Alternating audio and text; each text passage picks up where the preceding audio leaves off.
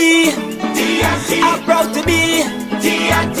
I love this place. This is my country. I'm proud to be T&T. So proud to be T&T. I love this place. It's my country. Where we throwing javelin and pelting waste. There's room for every creed and race. Greetings with a big warm embrace, like medium heavy, all kind of taste. Where steel pan hums and it as a drum. We love the night and embrace the sun. We dance in the street to go out in mud. And when the iron beat, you go feel the love. We have fruits for all kind of season, limes for all kind of reason. This place is full of a plenty passion. So proud this my nation. I'm proud to be T&T. I love this place. This is my country. I'm proud to be T&T. Be Mobile celebrates all the things that make us proud.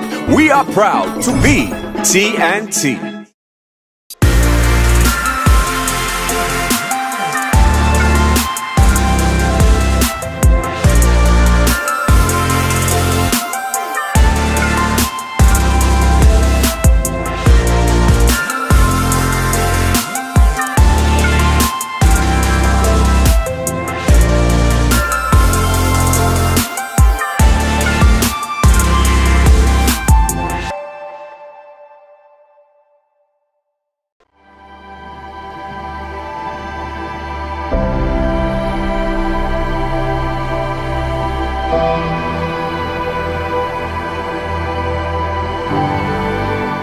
It's only when I go abroad and I see what is out there and I come back and I measure against what is here. There is no comparison to beauty. Some writings of our history, it is said that Christopher Columbus called it Bella Fauna, meaning beautifully formed. Natural, beautiful, peaceful. Yes, I get emotional. That's why I'm here.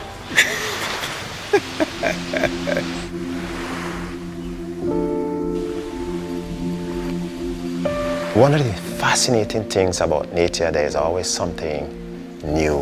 And especially in the tropics where there's such wide diversity, persons can experience and have the awe associated with some of the beaches we have, aquatic life we have, some of the fascinating birds we have within a day, within a short period of time.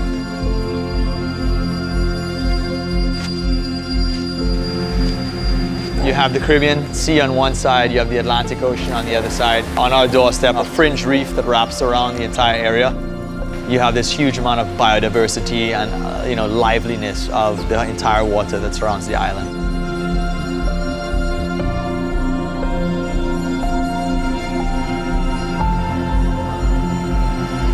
We also do bioluminescent nighttime tours, which are like an escape into the deep, dark secrets of this, glowing phenomenon. It's like this almost cosmic effect. It's just something to be seen.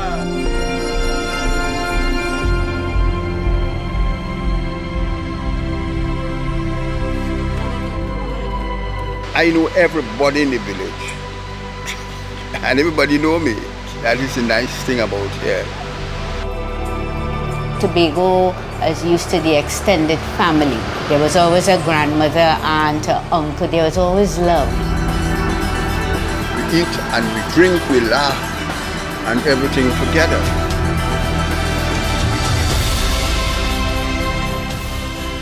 Tobago, in one word to me, beautiful. Beautiful place to live. It gives me great pleasure to be in Tobago and do what I do. The sunsets here are probably bar none some of the nicest I've seen. I would describe Tobago of one of the clean, serene, and the best place that anyone could come. Be easy, be happy, and have a good time. There is nothing to compare to.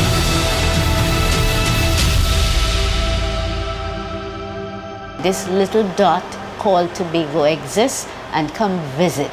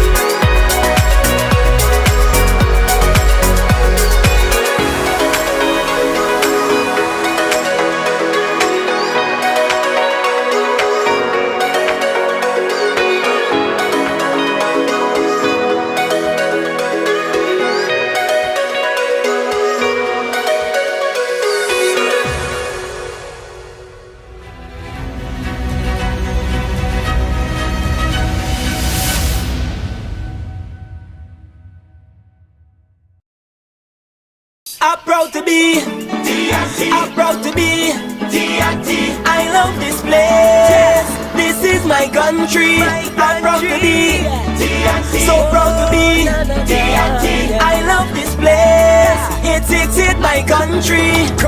Where we throwing javelin and belting waist. There's room for every creed and race. Greetings with a big warm embrace, like medium heavy or kind of taste. Where steel pan hums and it as a drum. We love the night and embrace the sun. We dance in the street to go about it mother. When the iron beat you go feel the love. We have fruits for all kind of season, limes for all kind of reason. This place is full of a plenty passion. So proud this my nation. I'm proud to be T&T. I love this place. This is my country.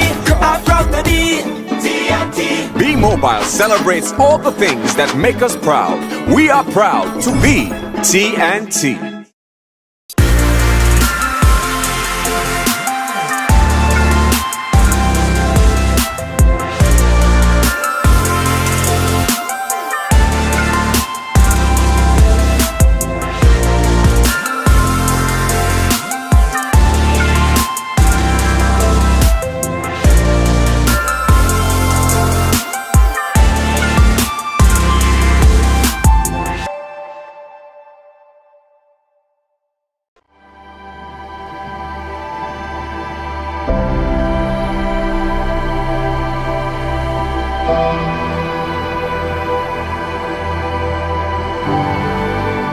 It's only when I go abroad and I see what is out there and I come back and I measure against what is here.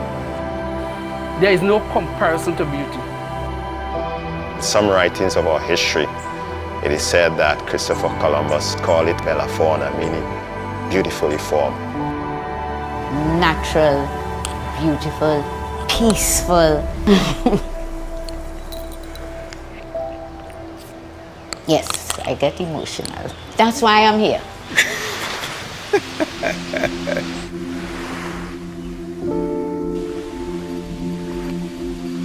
One of the fascinating things about nature, there is always something new. And especially in the tropics where there's such wide diversity, persons can experience and have the awe associated with some of the beaches we have, aquatic life we have, some of the fascinating birds we have within a day, within a short period of time.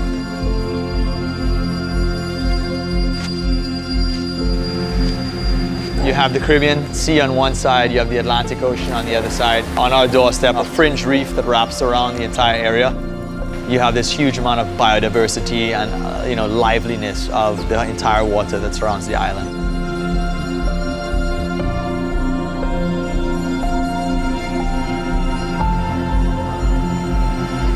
We also do bioluminescent nighttime tours, which are like an escape into the deep, dark secrets of this, glowing phenomenon. It's like this almost cosmic effect. It's just something to be seen.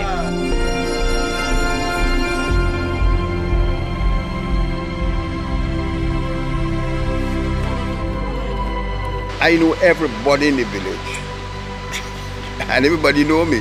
That is the nice thing about here. Tobago is used to the extended family. There was always a grandmother, aunt, uncle. There was always love. We eat and we drink, we laugh, and everything together.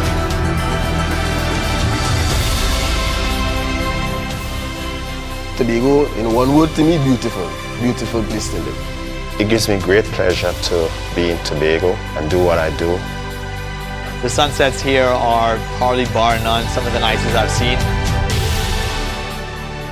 I would describe Tobago of one of the clean, serene, and the best place that anyone could come. Be easy, be happy, and have a good time. There is nothing to compare to.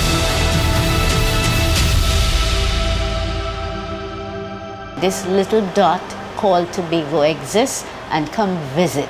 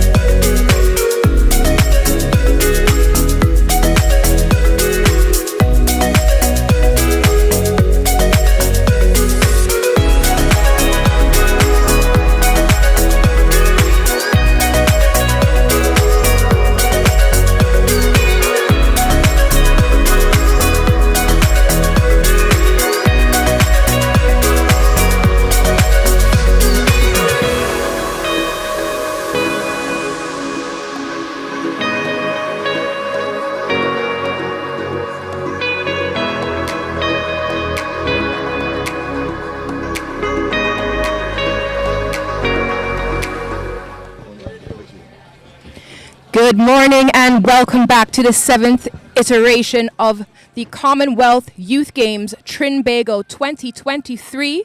We are in Shaw Park, Tobago, and this is the third and final day of Rugby Sevens. The teams are warming up and getting ready to play. Trinidad and Tobago, incredibly excited to have hosted this tournament in the Commonwealth Youth Games. Trinidad and Tobago boasts a history of over 100 years of rugby playing on our twin islands, and Tobago has been making incredible contributions to the national program. Later on today, we'll recognize Mr. Alan Granville. He is the first Tobagonian player who represented Trinidad and Tobago on our national team, along with Mr. Wayne Stewart. We have incredible stalwarts from Tobago in rugby. Ms. Lynetta St. Louis, Ms. Sherry-Ann Louis, Ms. Chernell Jack, Mr. Jeffrey Azar, who's the first Tobago RFC president, and our current president, Mr. Nikita Burnett. Coach Anderson Roberts is a coach not only for Tobago RFC, but also a national scout.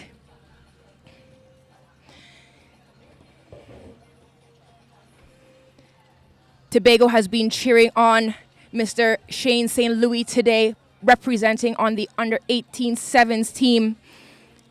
There are a number of other players who have made their mark on the Trinidad and Tobago national team, and they are here in various capacities today, many of them volunteering, contributing expertise and knowledge and experience to the running of these games.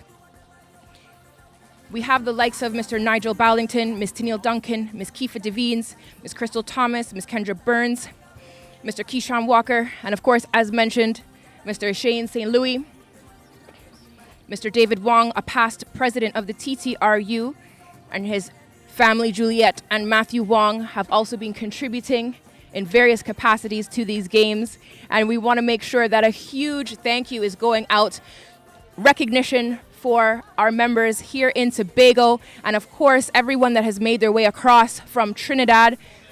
There are so many volunteers who are lending their knowledge and experience to the smooth running of these games. As we prepare to kick off, I want to welcome again the voice with the vibes, Mr. Kelson Figaro.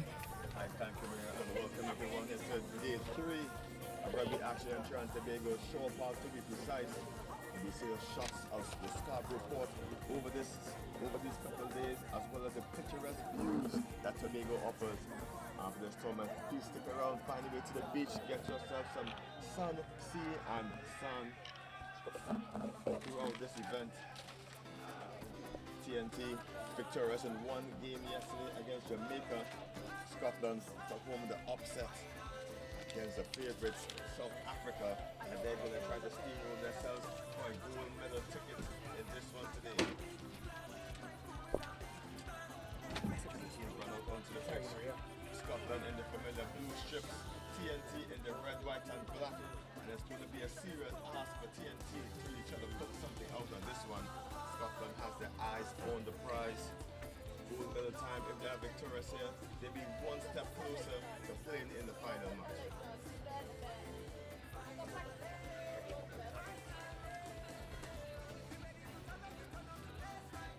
Special mention to all.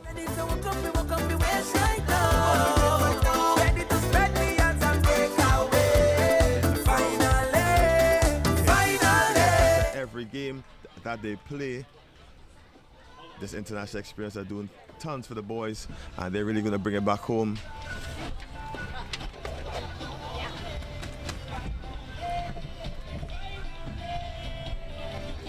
Don't worry, we'll have it back.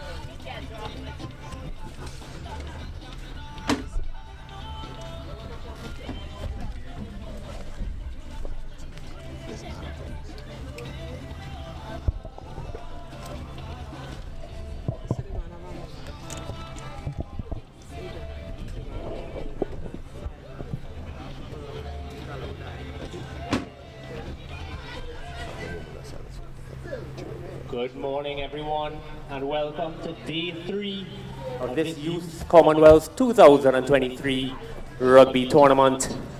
Unfortunately, before we begin, we have some heavy news in the fraternity, literally.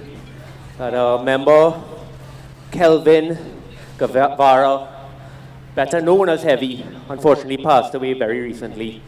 He was a member of Falcons, GF United, and Harvard Rugby Club, and he also represented our national team for a number of years. We're just going to ask that we have one moment of silence for a minute in his honor, and we appreciate if you all participate.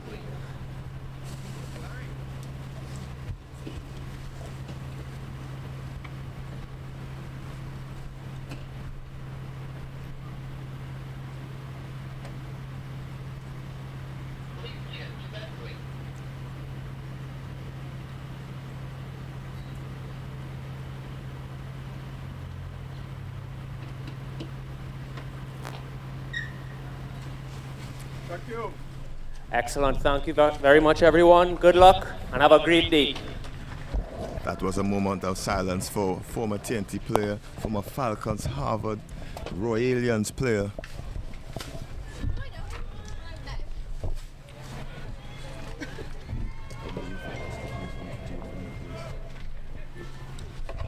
Scotland pipping South Africa yesterday, 19-17. That was an exciting encounter.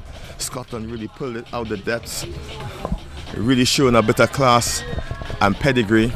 Mitchell was fantastic for Scotland, number 7. Very nippy with his feet, Richie Mitchell. So you're going to see, look out for the nippy number 7 today.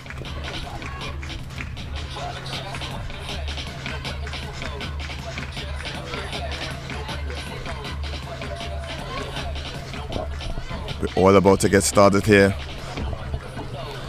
Scotland in the blue kits, TNT in the familiar red, white and black kit, kicking from left to right.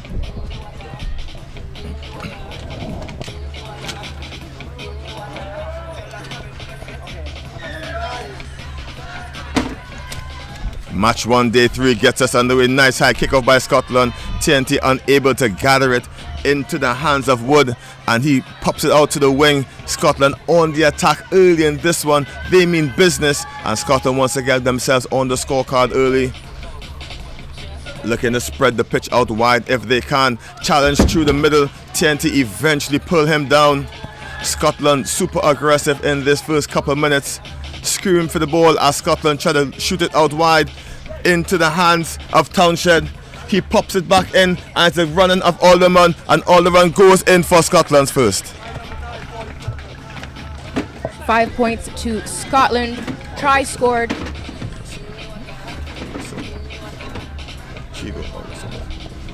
By Hugo Alderson. Of course, we are still in the round robin portion of this tournament.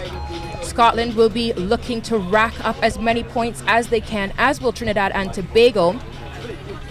Round robin wins, draws, and losses count, but so do the points in any circumstance where the teams are drawn. Conversion successful. Scotland up 7 points to 0 over TNT. Scotland are going to try to rack the points up to try to make themselves, give themselves a great chance of being in that gold medal match. Super excitement by the players, too excited for the kick, and the referee bring it back for a free kick on the half of TNT. This early game is always pressure, getting warmed up and into the zone immediately to start the day and to set the bar for the rest of the day. Aaron Stanley crashing in to the breakdown. The captain Williams looking for support, trying to find the local boy Stanley. St. Louis, eventually taken in by the Scottish defence as the captain Williams shooting the ball. Oh, blindside hit on Aaron Stanley. He was able to keep the ball, and the Scottish read it like a textbook. They are wrapped up in the maul. TNT tried to keep it moving.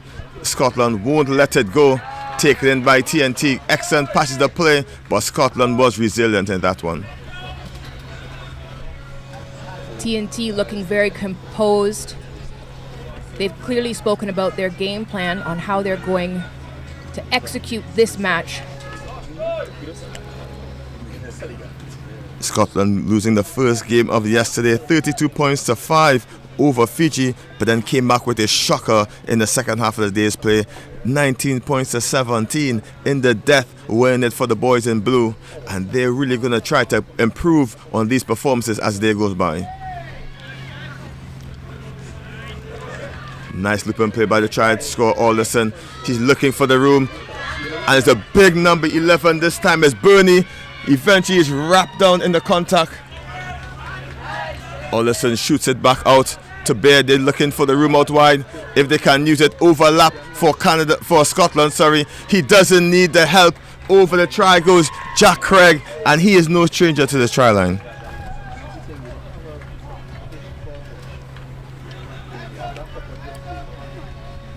Scotland scoring their second try of this match. 12 points to 0 so far.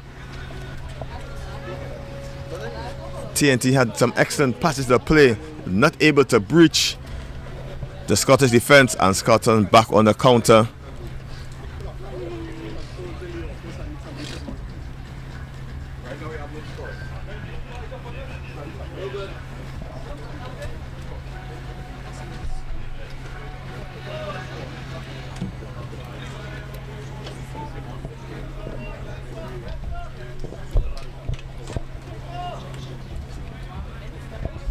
The score right now, 12 points to Scotland, 0 to the home team Trinidad and Tobago.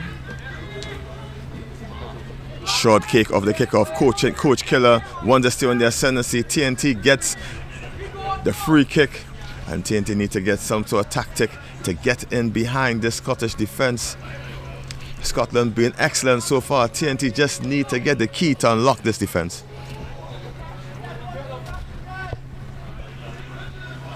The breeze is a little bit higher today. Very warm here, so we're grateful for that. It does impact kicking. TNT go into tackle, gets it to the wrecking ball. Stanley, he tries to bump one over the ball. Is Scotland, excellently done. Scotland turn the ball over, quick tap, knocks it on, super excited, and TNT get a reprieve and back up, put it into the scrum.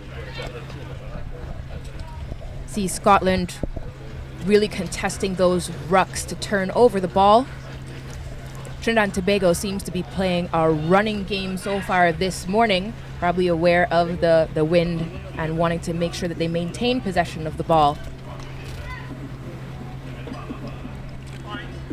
TNT scores yesterday. TNT victorious over Jamaica, 22 points to 14, but then losing their final match 59-0 over Canada, as you see a huge shove by Scotland in the scrum, just using their muscles over TNT, and TNT get the put back into the scrum, and it'll be difficult ask to try to win this one again. Great work by the number 9, Elijah Williams. He's the scrum half putting in the ball here. There's great pressure from Alderson, from Scotland number 9. TNT get the ball out into the wrecking ball. That is Stanley. He just runs past it. Scotland put the boot on the ball. Steps one. Straightens up. Scotland looking for the overlap out wide. Gets the money ball to the winger. And the running in will be Ross Burney. Goes in for his first.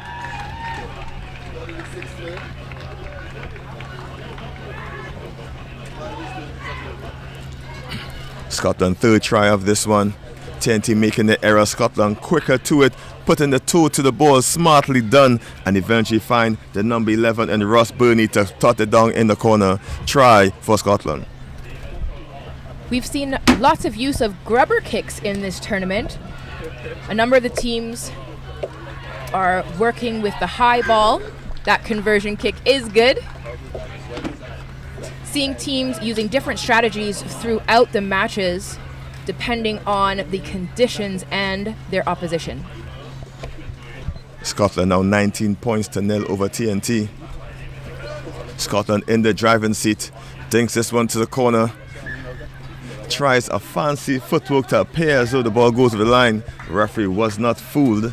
TNT will have the tap in at the center, second consecutive kickoff error, and Scotland coach will be taking notes.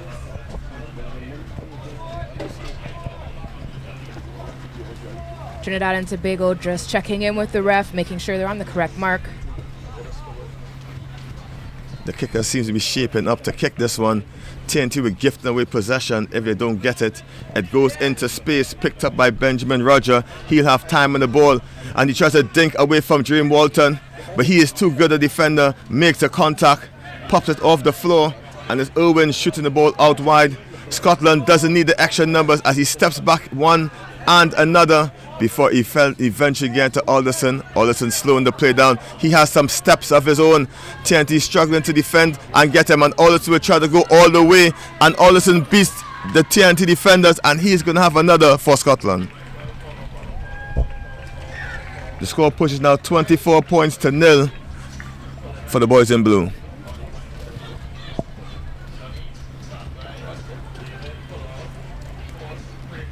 We saw an interesting play from Trinidad and Tobago there. They were trying to make the ball do some of that legwork for them. It did not go into touch, and Scotland was able to capitalize by retrieving the ball, resulting in a try. And that is another successful conversion kick as we go to halftime. The score –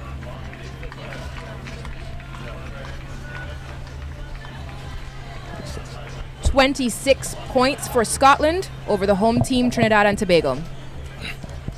TNT just a bit lackluster in that defense. They kicked the ball, didn't go into touch, and just didn't press hard enough and put pressure on the Scottish defense that gave them enough time and room to get over it. And at the halftime break, the score is 26 points to 0, Scotland over TNT. As we recap some scores from yesterday, Maria. First match of the day, Fiji versus Scotland. Fiji 32 points to 5 over the Scottish. Then the defending champions Australia, they were 26-7 winners over Wales. The next one of the other tournament favourites, South Africa, they dispatched of Canada 38 points to 0 before the Canadian woman defeated Fijiana 19 points to 7. TNT got their first win of the tournament over Jamaica. They scored 22 points to 14 in favour of the host. At the top of the first half of the day, Kenya defeated TNT women 48 points to 0. And then came the second half of the day, Maria. Shocker, Scotland defeating South Africa 19 points to 17. Last play of the game winner, and Scotland were elated with that one. The Fiji women also were victorious as they were 21-15 winners over Wales. And then there was a clinic put on by the Fiji men, 91 points to 0 over Jamaica, followed by Australia, putting 45 points to 0 over the Kenya woman. And the last two encounters of the day, Canada men defeated TNT 57 points to 0, and their women also defeated TNT in the last one 59 points to 0. But the host TNT are really getting better game after game. We're seeing these teams developing game by game, match by match, day by day. This is the third and final day of Rugby Sevens at the Commonwealth Youth Games Trinbago 2023. We are just coming out of the halftime in the first match of the day, Scotland versus home team Trinidad and Tobago. Things to notice, lots of errors of the kickoff in this one, so the coach at the halftime will be asking Coach Craig Dodds and Sean Kennedy will probably go tell their charges, need to correct those little mistakes. But TNT going to cover the kickoff, Aaron Stein, the center, and tactically TNT will want to keep as much of the possession as they can. We see Scotland set to lift for this ball. That's the number 10, Roger, who's collected it very well. Into the hands of number 5, Irwin. Irwin just dancing around the touchline, shifting the focus of the ball to the other side of the pitch. Craig shoots the ball out wide, and Scotland try to burst through the end, but TNT is up for the task. Wrangle him to the floor. Scotland reset and try to send the ball the next direction. TNT just holding back too much as the ball comes back in hand of Alderson. He pops out the rangy running of Ben Morris, and Ben Morris was almost to the line. TNT pull him by the coattails. And the player is holding the ball on the ground, says the referee, and he gets us back under a deep kick into 22, and it's going to run into the try zone. Scotland are going to try to run it out. TNT tackles Ross Burney, and he's holding on. TNT gets a penalty, and they can tap it quickly. The referee's not happy with the mark. TNT can finish with yet another score as TNT look for Aaron Stanley. He bumps into 3 blue shirts. The referee calls maul. Scotland is over it early, and Scotland turn it back over immediately. Scotland tap and go quick, trying to add some points on the board. As we say earlier, the score will be early as a clean break for Scotland. TNT on the chase. It's Matthew Irwin being chased down by TNT, but offloads to Ben Morris, and Ben Morris won't be caught. He's going over for yet another try for Scotland. Touch for Scotland. Fierce running by Duncan, Felix, and Francis trying to catch Scotland. Of course, they absolutely wanted to rack up points in this game. Interesting choice there when they could have touched down the ball, but chose to take the opportunity to put on another 5, or we'll see in a moment 7 points.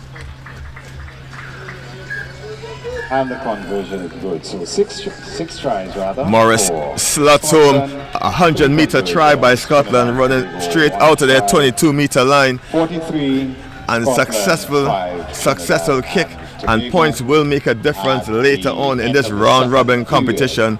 At the end of this first match on day 3 is Scotland 43, Trinidad and Tobago 5, and we'll be back for more rugby action right after this break.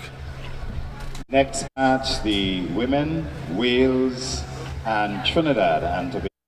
Next scheduled match. Starting list, Branwen Metcalf, number 1 for Wales, number 2, Catherine Stewart, number 11, Fionn Davies, number 9, Hannah Marshall, number 12, Hannah Lane, number 8, Katie Bevans, number 13, Katie Johnson, number 5, Lola Bogart Mitchell, number 6, Naya Fayasin, number 3, Poppy Ellis, number 10, Rhiannon Griffin, number 7, Seren Lockwood, and number 4, Tia Jones. And for Trinidad and Tobago, Anna Amon, number 10, number 6, Moesha Smith, the captain, number 2, Alisa Fields, number 5, Zoe McKnight, number 12, Rebecca Dixon, number 1, Zaria Joseph, number 3, Alicia Salandi, number 9, Natalia Cadiz, number 4, Shanika Paul, number 8, Panisha Oliver, number 15, Michaela Plaza, number 13, Krista Gialdo, and number 11, Shania Hamilton. Is Lavinia Rakan. And we're back for match 2 on day 3. It's Wales versus TNT women. Wales in the white and green, TNT in the black and red strips. As TNT collect the kickoff from Wales. Wales aggressively trying to get TNT make a clean break on the line, eventually taken down by Wales. TNT trying to get some positive work done, but Wales try to pinch the ball illegally. Straight arm penalty for TNT, just short of the halfway line. TNT set up ready to go. I'm Kelson Vigaro alongside Robert Stone. Robert, tell us what you think about this match. Well, it's a very interesting fixture here today. Playoffs right on the horizon. Both teams need a win here, but Wales is going to be desperate to make it happen.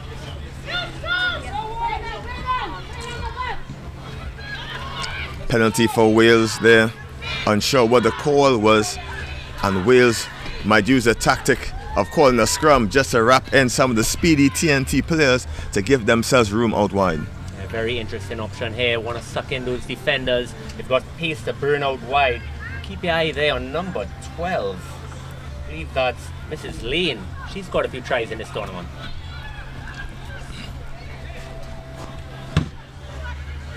Solid scrum by Wales, gets the ball out, and again looping pass, trying to find Lane if they can. It's Lockwood showing the dummy, showing and going, and Lockwood will go on her own for the first try of this one.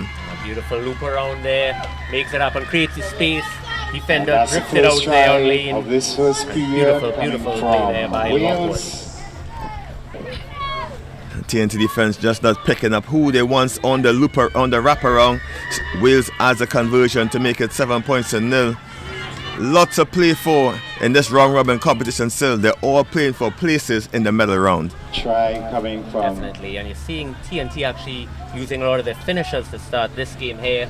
really have to use your depth in your squad. So many fixtures in such a few amount of days. Try coming from Hannah Marshall. Deep kick by Wales. TNT unable to gather. Knock on TNT scrum to Wales, and retaining kickoffs determines who scores next. Oh, we've been talking about that for the last 2 days. These kickoffs are so vital in sevens. If you can't secure your kickoff, you'll never have possession and can't really do anything from here. But deep scrum for Wales, and again, just look at Mrs. Lane, number 12, licking her lips. She wants to get on the score sheet, no doubt about it. Wales gets us back underway. Strong scrum, back in hands of the try scorer, Lockwood, and Lockwood shows and goes to Lane and slicing through TNT defense, and it's a try this time in the corner. It seems this time it's a winger, Lane. She gets over for Wales' second. Yeah, beautiful work there by Lockwood, drawing the defender, a little switch there with the winger. That's handler Lane cuts back in, beats one, and finishes. She's big, she's strong, she's fast, and she's going to work any TNT inexperience to get on that try sheet.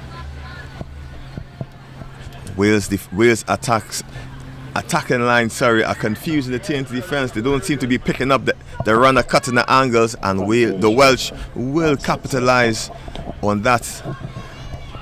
Yeah, some slight inexperience in the TNT squad there, having a little trouble adjusting to the loops, any sort of switches and misses inside ball, but that's all part of learning the experience. Griffin gets us back underway. TNT knock it on in the pickup once more. A scrum in the far end of the pitch, and TNT really to get going by firstly catching these kickoffs. You know, we were discussing it yesterday where coaches, of course, are always focusing on the passing and the rucking, but if you can't get phase one right, if you can't secure that initial possession, you're never really going to be able to set up those phases. And Wales, and especially if you saw some of the teams, Australia, these high hanging kicks in this testing conditions with this wind, it's going to make the ball bounce and it can go anywhere. You start winning 50% of your own kickoffs, it's just not going to work. Yesterday fixtures, Wales losing to favourites Australia 26 points to 7, and then also losing to Fiji in the second half of the day 21 points to 15. As you see, yet another infringement by TNT, this time the offside. It'll be interesting to see what Wales up to do here. Last time they went for the scrum, but this time they want to move it. Wales going to take it forward with Ellis taking it all the way, looking for the offload. Finally gets it into the hands of Marshall. Marshall strolls in under the sticks. Marshall's going to add an extra points now for Wales. Yeah, Poppy Ellis has done a lot right for Wales in this tournament here. She's number 3, the prop, took it up there strong, sucked in some defenders, and then, like any good scrum half, right off her shoulder, that was Hannah Marshall, number 9. Gets her name on it as well. And what a great start to day 3 for Wales. And this conversion, the second conversion, is good. Wales pushed the score up 19 points to 0 over TNT. TNT just needs to get it right with the kickoff. From 3 tries and 2. And Griffith is going to dink it back in the corners and make give TNT a tough task to catch this ball. It'll be very interesting to see what they do now. Now they're going to pump it right down the middle. TNT unable to snatch the ball, eventually stopped at the 22-meter line. TNT don't know where it seemed to go, as it seemed to go through the middle now. Wales just caught a bit napping on that. Eventually they stop her, and now she's on the floor. TNT looking to get the ball out if they can. Slow possession, counter ruck by Wales was almost successful. TNT is smashed back in the contact, just moving a little too slowly. Wales steal the ball at the contact situation. Referee playing advantage as the ball is shoot out to Lane, and Lane may not need the extra person. Lane goes herself, driving her legs, and she's over for another try. A little bit of Shane Williams cut back inside there for Lane, but great play there on the breakdown there. Wales identifying Trinidad and Tobago took a little bit long to get the ball out. Not accustomed to that pressure, the counter up. Wales put the pressure, won the turnover, spun it wide, and another try. The Welsh will be partying in Cardiff tonight, I'll tell you, Kelson. Wales doing all the things right. The coach may be pleased. He's just saying get these tactics going, as everyone seems to be excited to get back on the line and get the score going. Griffith ready to go. Interesting as well, Kelson. I want to hail out the Welsh supporters. They've been one of the biggest numbers here, and they've had a great time in Tobago. Trinidad and Tobago scoop up the kickoff. finally some good possession, but the Welsh defense are stingy and they're trying to counter-ruck, which they did. Turn the ball over. TNT unable to get a phase out of the kickoff, and Lane is spreading out while looking for yet another try, maybe securing a hat-trick. Ball flicked up, trying to find Lockwood, but instead it popped in the hands of the nifty Marshall, and Marshall steps one, steps two, and is over the line for yet another try. Yeah, everything working for Wales here today. That's Hannah Marshall, the scrum half. I believe that's her double already. A little bit loose play there by Wales. I'm sure the coaches want to make sure playoffs coming up in the next round that they want to tighten up as much as possible. Interesting to see what they're up to do from the penalties now. Everything has been a scrum on a tap. Just might want to just see how their lineouts are working, but of course that's just being incredibly picky on my end.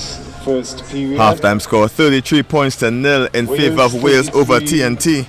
And yesterday TNT was unsuccessful in their both games, losing to Kenya as well as the Canadian women. And TNT want to finish this group stage on the high, probably get some points on the board. One conversion from Hannah Marshall. And TNT really supported by the local crowd and local fans, family, friends, well-wishers. They're all in the stands wishing the TNT girls and the TNT men as well all the best of luck. Also just want to highlight number 10 for Wales.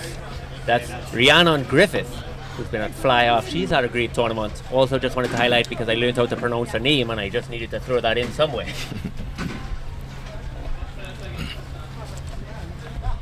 Special mentions to the referees out there in the fluorescent green, working hard in the middle.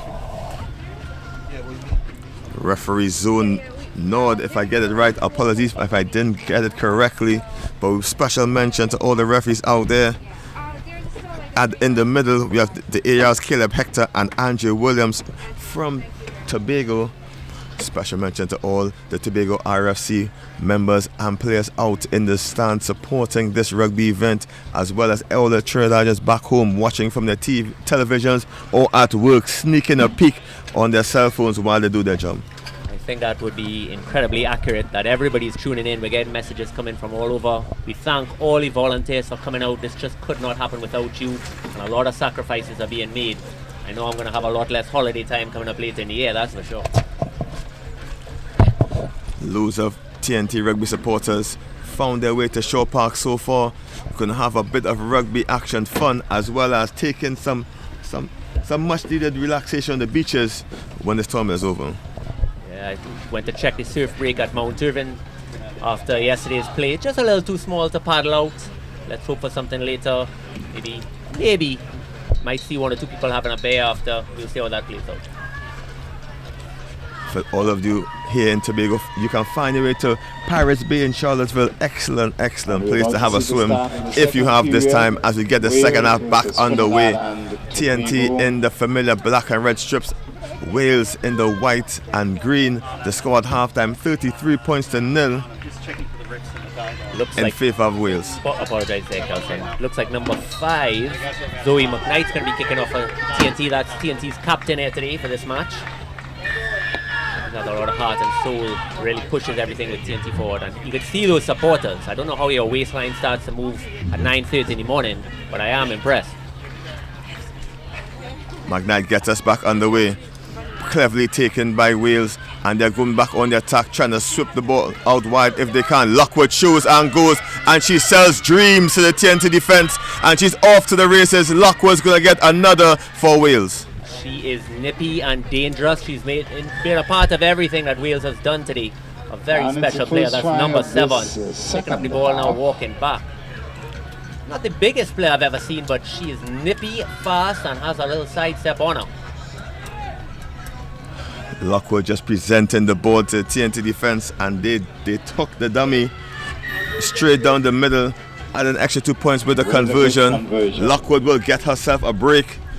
Her job is done, and 40 points to 0 is a really hard ask and a tough hill for the TNT team to climb. Yeah, it looks like some subs are coming on now for Wales. It looks like Katie Johnson, that's number 13, Katie Bevans, number 8, and number 6 as well. Trying to put a name on it. It's Tia Fajerson.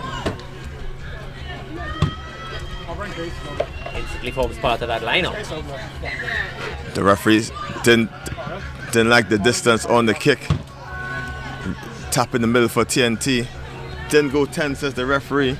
He wasn't happy with it. I think everyone around the world right now, Kelson, wants TNT to put one special moment, get their name on the score sheet, give these girls a little something to go home about and say, look what I did in the Commonwealth Games. Had that one special moment. And the referee in the middle, Fijian Rakaka, just getting it back underway. As you see, Salandi pushes her way up at 2 white shirts. They try to hold her up. She's wrestling her way to the floor. A maul is formed, and TNT takes the ball in, and Scotland will get the put-in.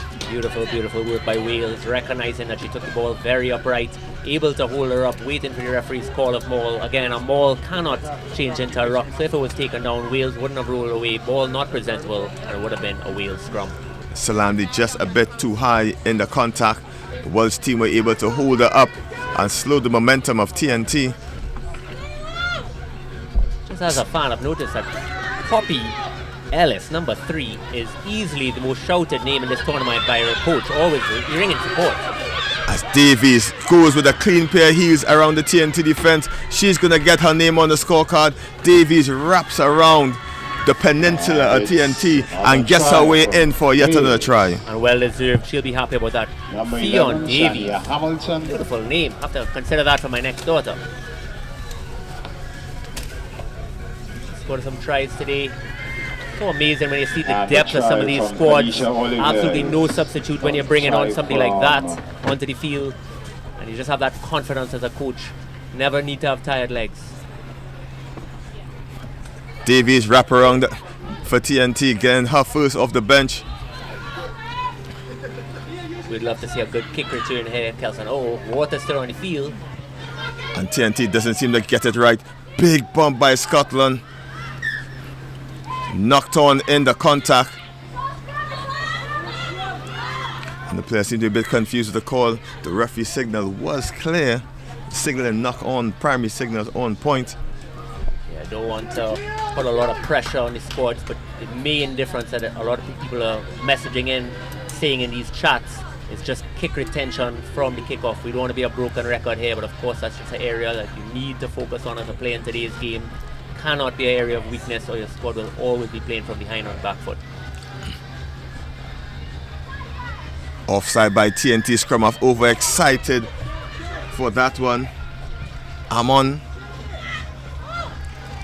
It's a Katie Bevan scrum half now. And Griffith kind of shoot out wide, trying to get back the try score Davies, but this time they doesn't need it as it goes in the hands of Johnson. Johnson almost reached the try line, cut short. And TNT doesn't seem to have an answer for the Wales team as he stretches over the line, and it's Griffith scoring her first. Thank God my hard work does not go to waste. That's Rhiannon Griffith, who is fly off number 10, gets on the score sheet. Took a little bit of Googling to pronounce that one right. Let's see if she could convert her own kick here, Kelson. Push the score up to 54 now. Wales doing an excellent job of stretching the TNT defense, touchline to touchline.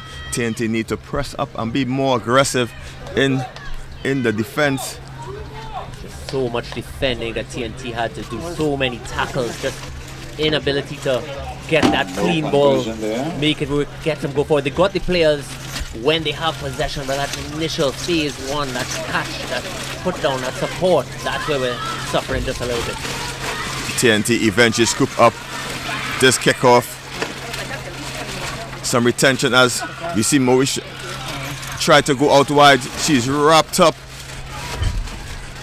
in the tackle. TNT keep possession for now, but Wales turns it over and they're back on the attack into the hands of Griffith. Griffith shoots a long pass out wide. TNT unable to stop the big Poppy Ellis, and she's just going to stroll in. Tackle coming a little too late, but it's try again for Wales. That's well deserved. She's had a phenomenal tournament. That's Poppy Ellis, number 3. 57. Ironically, of course, the coach screams her name all game. She scores a try and not a peep from him. Gets PC's job done. Just remember, this is a round robin competition still. All points matter. when they tally for position, and everyone is going to be jockeying for that gold medal spot.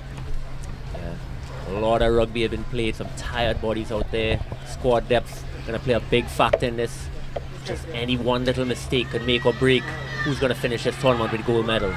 TNT back on the attack, trying to get out wide to Wales. Wales are very, very aggressive in this one. TNT luckily getting away. Tackler not releasing. Wales are going to try to tap and go quickly. Yes, they do. TNT caught napping, but the referee isn't happy with where the ball is being placed, and they'll run it back for a reset. Wales takes it their time, tries to shoot it out to Griffith. Quick hands back to the try scorer, Poppy Ellis, and it's a repeat of what just happened. Straight under the post, Ellis gets her second back to back. What beautiful hands there by Rhiannon Griffith. That's a fly off number 10. A lot of times this goes unnoticed, but absolutely under pressure. Gets that quick pass out. And who else but number 3, Poppy Ellis. Let's see how they fare in the playoffs there, Kelson, going forward. Congratulations to Wales. And Wales unsuccessful on day 2, but successful there on third day, first match. The final score here, 66 points to 0 to the Welsh. Up next, we have men's rugby action, Canada versus Jamaica. Stay tuned, we'll be back after this break. Wales 66, Trinidad and Tobago 0.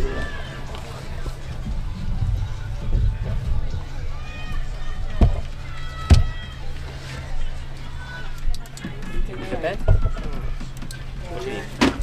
What, should I take a piece? No, I have to do, sorry. I could put that one there quick. 66 now. You mind just writing it there for me? Sorry about that.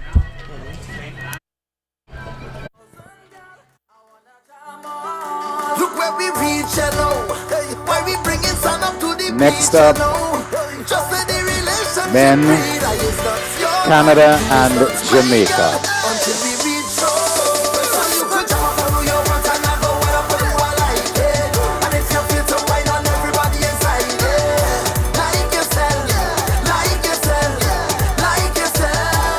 The officials this game, referee Will Pugsley of Australia,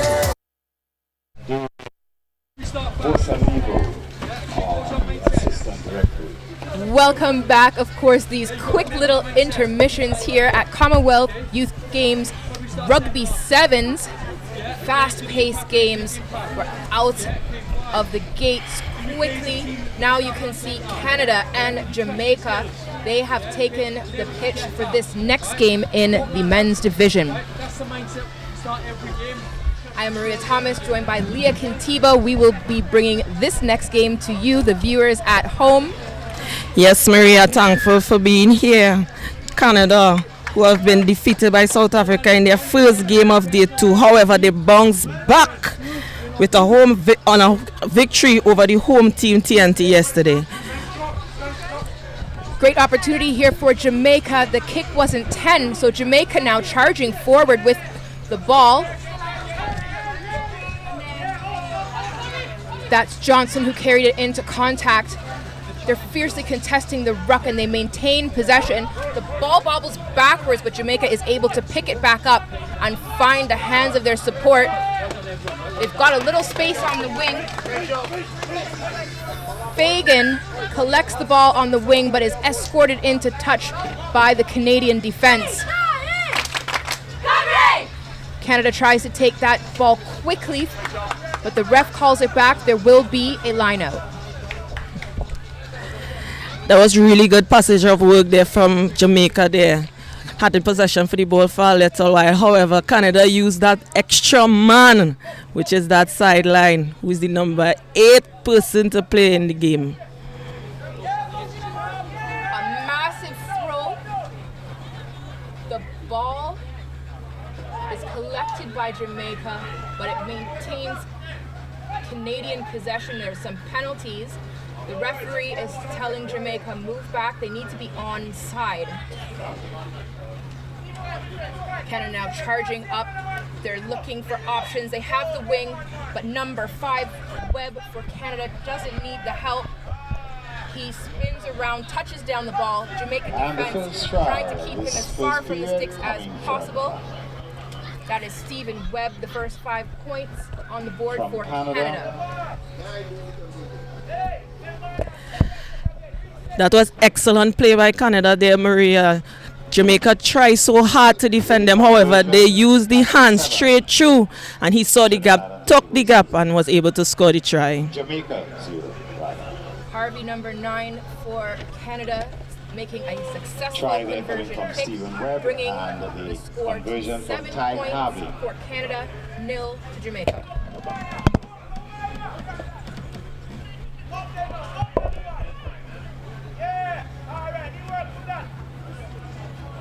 Jamaica collecting the ball. It bubbled a little bit but went backwards. However, the player steps into touch and Canada takes it quickly. Now looking for space up the middle with a cheeky backwards pass. Finding Thompson. Thompson gets it out to Poppet. Poppet finds Jones, and Jones is burning up the wing. Johnson from Jamaica turns on the gas, trying to catch the Canadian player before making the try. But Jones is successful, scoring out on the wing for 5 more points to Canada. Fantastic play there from Canada. Canada saw the overlap, took it and gave it to the outside winger where he tried straight down the outside of the wing to score the try. Difficult kick for Canada's Harvey. It is unsuccessful. The score 12-0 in favor of Canada over Jamaica. Maria, from day 1 to day 3 here, we have seen an excellent improvement on Jamaica's team so far playing. They have been excellent so far, have been improving. It's really good to see them coming out and playing in a tournament that they have never played before outside of Jamaica. Incredible hands there from Webb from Canada. Great teamwork with the ball out on the wing. I believe that is number 6, DiNardo, who scored that try for 5 more points to Canada. Number 6. We have to remind ourselves, Leah, this is an age grade competition. All these athletes are under 18. Yes, they are, Maria. Yes, they are. Great development. We can see the future is very bright for these rugby nations. Yes, Maria. Yes, we can see that. Later on in life, Maria, how much you want to bet you're going to see most of these athletes here playing for their national team because of this experience that they got here today. Excellent collection of the ball from their own kickoff for Canada. Thompson there dancing around, finding his way over the try line. See Thompson trying to get in to touch it down between the sticks. Canada also wants to put as many points on the board as they can in this round robin portion of the tournament, but the Jamaican defense, they know what it means when you touch down between the sticks. Conversion kick is more likely to be successful. This one is not, so kudos to Jamaican defense. They are denying those extra 2 points on each of these tries. Canada with another try there coming from Reese Thompson. Ty Harvey with the conversion, but not being able to make that. Water's coming off the pitch as Harvey prepares to kick off. Big boot from Harvey, deep into the Jamaican territory. It's well collected. Jamaica looks for hands down the line. Canada trying to put on that pressure. Massive tackle, big hug there from Spencer Cote.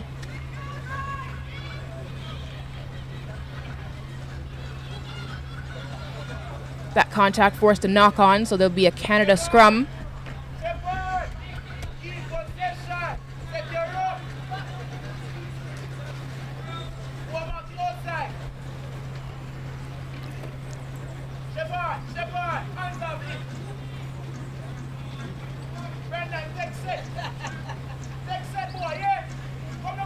Clean ball out of the scrum for Canada. Ty Harvey just zips around, touches it down for 5 more points to Canada. The score now before this kick, 27 points for Canada over Jamaica. Canada has found the sweet spot behind the posts. Attempt at the conversion. And that is rewarded with a successful conversion try for 2 more points to Canada. Canada 29. The score now 29 points to Canada over Jamaica. At the end of the We are now entering the halftime. That's the first half of this match over ever so quickly. Leah, what are your thoughts on the first half of this game? Well, Maria, both teams have been playing excellent so far. Jamaica just have to keep a little more possession of the ball. If they do that, they'll be able to execute better. However, they have been tackling really, really good on their defense. But Canada have been capitalizing on all Jamaica mistakes so far. And they have been, that's the reason why they have been racking up the points on Jamaica. Jamaica has been very successful in their senior sevens circuit. Wonderful to see this team, all local Jamaican players living in Jamaica. It speaks to the development that's happening on island so that they can filter in to that senior division that's having so much success. Again, the development and the opportunities to grow as a rugby nation provided by these Commonwealth Youth Games are exceptional. Yes, most of these players from Jamaica is only local boys who have never left the country before. This is their first time representing their union on an international stage, and with these performances that they have been doing out here, it's excellent work.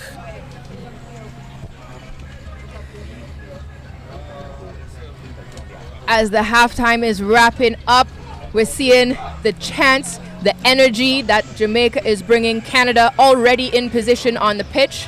We are at Shaw Park, Tobago. Come and join us if you're in Tobago. We're happy to have you joining us online, bringing you the live feed, age grade Commonwealth Youth Games Rugby 7 action here. Trinbago 2023. We're about to have the start of the second period. This match, Canada versus Jamaica. Canada 29. Jamaica now kicking off to Canada. See a little signal, making sure the players are onside.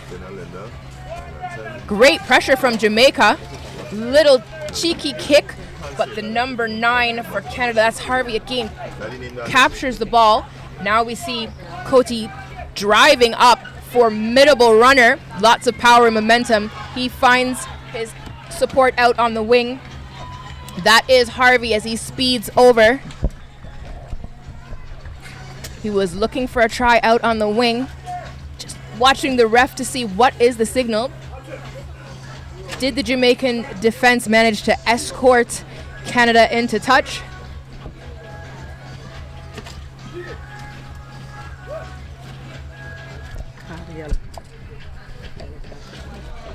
The referee signals a yellow card and a penalty try. So there was high contact in the defense. High contact for in front of a guaranteed try is a penalty try. The Jamaican defense working really, really hard not to let Canada rack up points, but of course, staying low, good form is what is rewarded. So Jamaica will be down a player for the next 2 minutes. Canada will have the overlap, full contingency of 7 players. Jamaica playing with 6. Canadian subs anxious to get onto the pitch. And from 5 tries and 2 conversions. They're warmed up and ready to come on after the next play. Beautiful high kick from Canada. It's bubbled forward by Jamaica. Canada retrieving the ball. They are playing advantage right now off of the knock-on. Ref says no advantage and calls back the scrum. But it's another yellow card for Jamaica.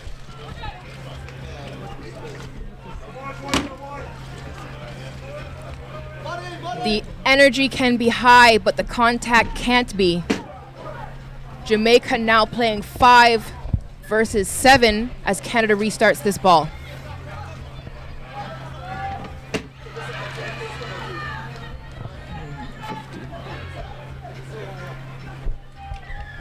Canada finds the space out on the wing and quickly adds another 5 points to the board. Canada, they took the advantage over Jamaica. With Jamaica 2 yellow cards they are done with 5 players alone. So Canada saw that they had the overlap, a major overlap. So they took that overlap and was able to score the try. The Jamaican team will have to work very, very hard in defense to cover 7 players with only 5. Canada making some changes. They send on Ross, putting some fresh legs. They know that they have a massive advantage over Jamaica now with the numbers, and they're putting on fresh players. The first 2 minutes is up. Johnson returns to the pitch, still an overlap for Canada. Well collected by Jamaica off the kickoff, finding the support and looking for space. The defense line for Canada says they're not wanting to let Jamaica through. Myers barreling through there and draws the penalty. Jamaica taking it quickly. Great looping action, creating more space. That's Smith now. Canada trying to escort him into touch, but excellent work and support in the ruck. Referee says high contact from Canada this time. That's a penalty in favor of Jamaica.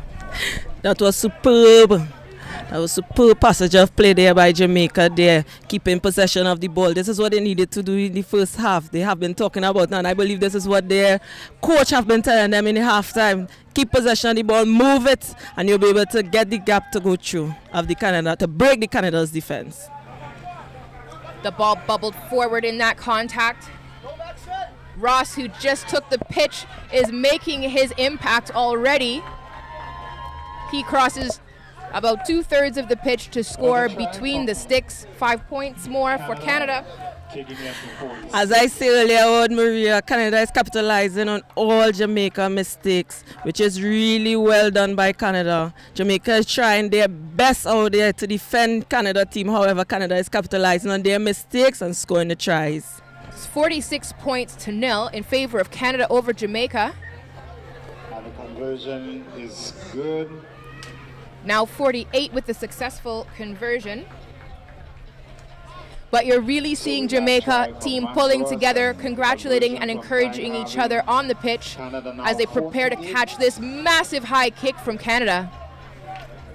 The strategy works. It's bubbled forward into the Canadian hands. Driscoll now barreling up the wing. He is looking to touch down between the sticks. He gets close enough.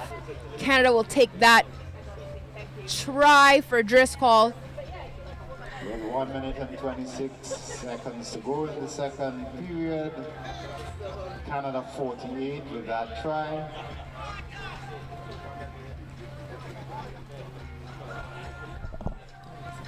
Driscoll, the try scorer, also taking the conversion. And the kick is successful. The score now 55 points for Canada over Jamaica. Just about a minute left in this half. As we are in round robin, the points are imperative for seeing where these teams stand. Canada will be looking to continue scoring throughout this game. Beautiful catch from Jamaica. Great support in the ruck. Jamaica slowing it down, taking their time. Hearing great communication both on the pitch and from the sidelines. Jamaica working the ball around. That's Bogle now with the ball in hand, takes it into contact. Canada's defense putting pressure on. They've turned over the ball. Looks like Poppet with the ball in hand in contact. They're finding space out on the wing. Driscoll again circles around. 5 points for Canada, bringing the score to 60. Great field awareness there from Canada. Steal the ball, see the overlap on the outside, took the ball and went straight on to score the try. Impressive to see the calm composure and communication from the Jamaican side. This is a difficult position to be in. Energy is high, but Jamaica not wanting to have any more penalties. That wraps up the game. Massive win for Canada over Jamaica, 60 points to 0. Excellent work by both teams. We can see that there was a list of things for the Jamaican team to achieve, and we saw them working on it on the pitch. Canada, of course, had their own list and successful both in that and the final result. The women, Canada and Kenya.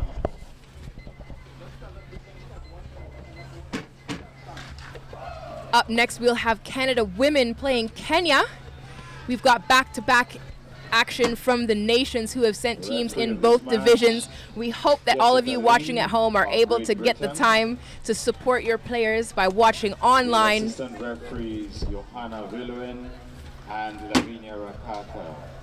Villuin of South Africa and Rakaka of Fiji.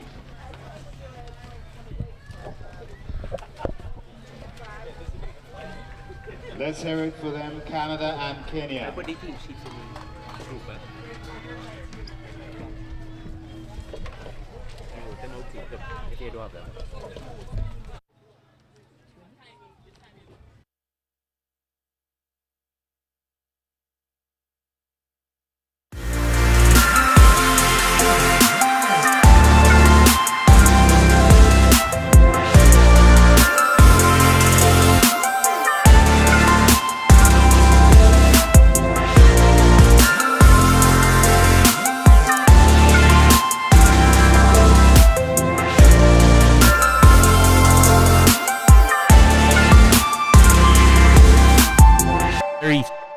Today, and look out for number 6 in the center for Canada.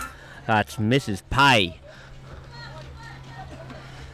Of course, for Kenya, lots of danger out there as well. Number 5 fly half Salma Akoth. Placed so far in the competition, Canada and Kenya.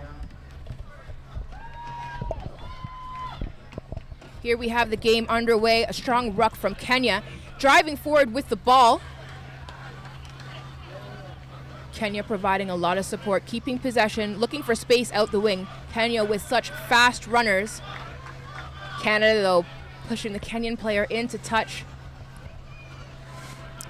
The referee calls the player to the mark. Just great defensive work there by number 13 for Canada. That's Brooke Rodham. She's had a great tournament so far.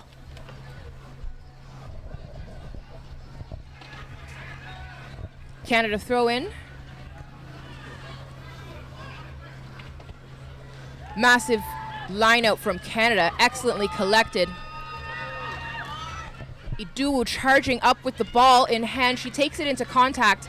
Canada recycling the ball out of the ruck. Looking for Farish. Rodham, great hands collecting that ball as Rodham finds her on the wing, into contact. The ball's bubbling, but Canada is maintaining possession. Kenya looking to put on pressure to force a mistake, but Canada is through the gap. That's Pye for 5 points. Try for Pye. Yeah, we just brought up her name. She has been dangerous all tournament. Definitely one of the players, maybe. That's Adia Pye. Been so powerful coming in there at the centres, causing all sorts of problems for teams throughout this tournament. Going into day 3, that's exactly how she would have wanted to start. Without the conversion, Canada 5. I would feel aggrieved not also to mention number 2, that's Kiki. She's had a great tournament, winning that line out, taking it up, getting that go forward ball. Special player. Canada now kicking off to Kenya. You see in their ready positions to catch this ball. A nice high kick and massive pressure from Canada. The ball is bubbling deep into Kenyan territory. It is collected and Canada just escorts the player into touch. Canada taking the ball quickly. They want to keep the pressure on, but the ball bubbles, giving Kenya an opportunity. Looks like they're going to go back for the line out. Maybe they weren't happy with the way it was done. And we've been talking about it all tournament, just these kickoffs and kickoff recoveries. Canada pumps it deep. Kenya having a little trouble gathering. They're wrangled into touch, and now they've got to defend this line out right on their goal line almost.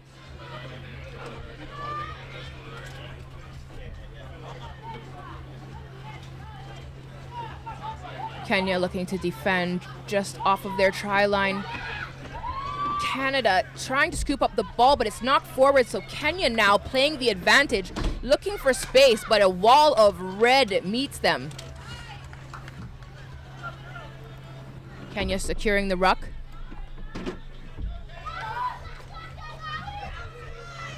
Kitangulu looking for space, takes it into contact.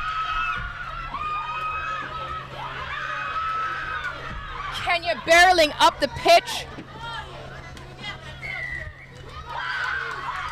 Kagwaria, she brought it into contact and Kenya benefits from a penalty.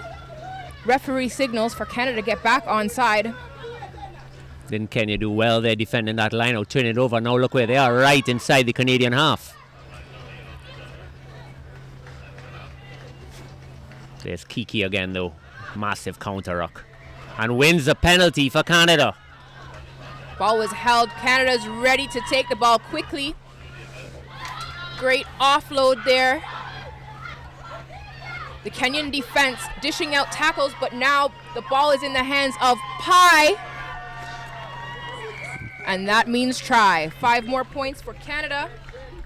Yeah, she is so dangerous when she gets it. Powerful, fast, quick, and always on your shoulder. Kind of big turnover work there by Kiki. Looked to play it wide instantly. Found the gap. Just great playing from off the ground. Popping it, making it available. No defenders there. Open play. Pushes it out. And Canada extend that lead to 10-0 with the kick to come. Douglas has been doing incredible work driving the ball forward on the pitch. She's now taking the kick. No conversion. The score remains 10-0 in favor of Canada over Kenya. Again, just massive playoff implications. Every point could count when that final tally is done. So Kenya is going to want to respond before the half. They've still got 1 minute and 40 seconds. Be great if they could put something on the board.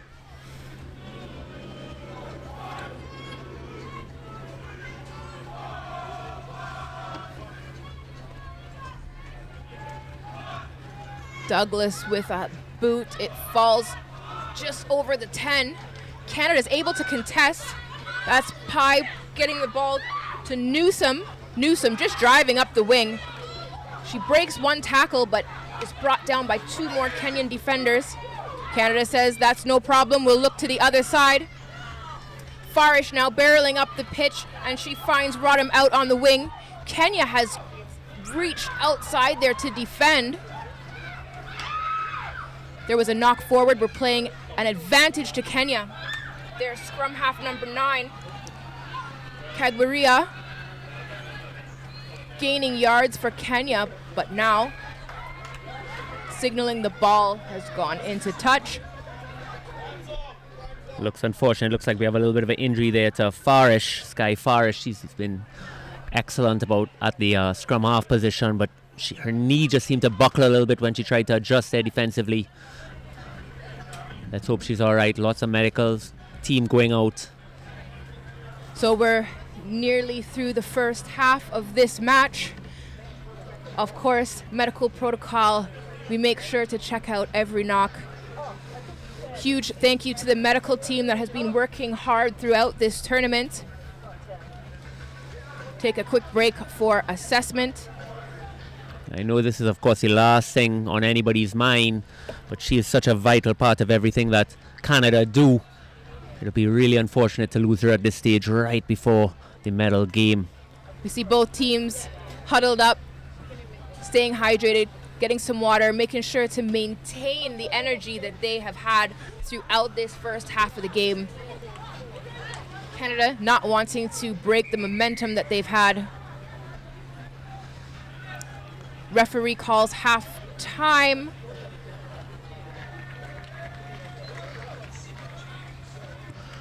The athletes able to come off the pitch, out of the sun. Of course, player welfare always at the foremost of our minds here. Great call by the referee.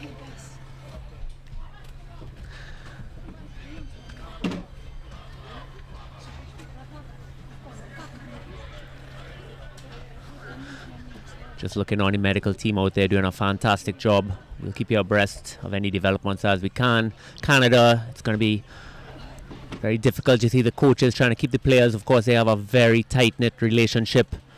They're all worried about their teammates. Nothing they can do at this stage. They've got to just focus on the game, put it to bed. That's what she'd want to happen. Win it now for Sky. We're seeing the huddle of the officials, the referees. They've been doing such great work throughout this tournament.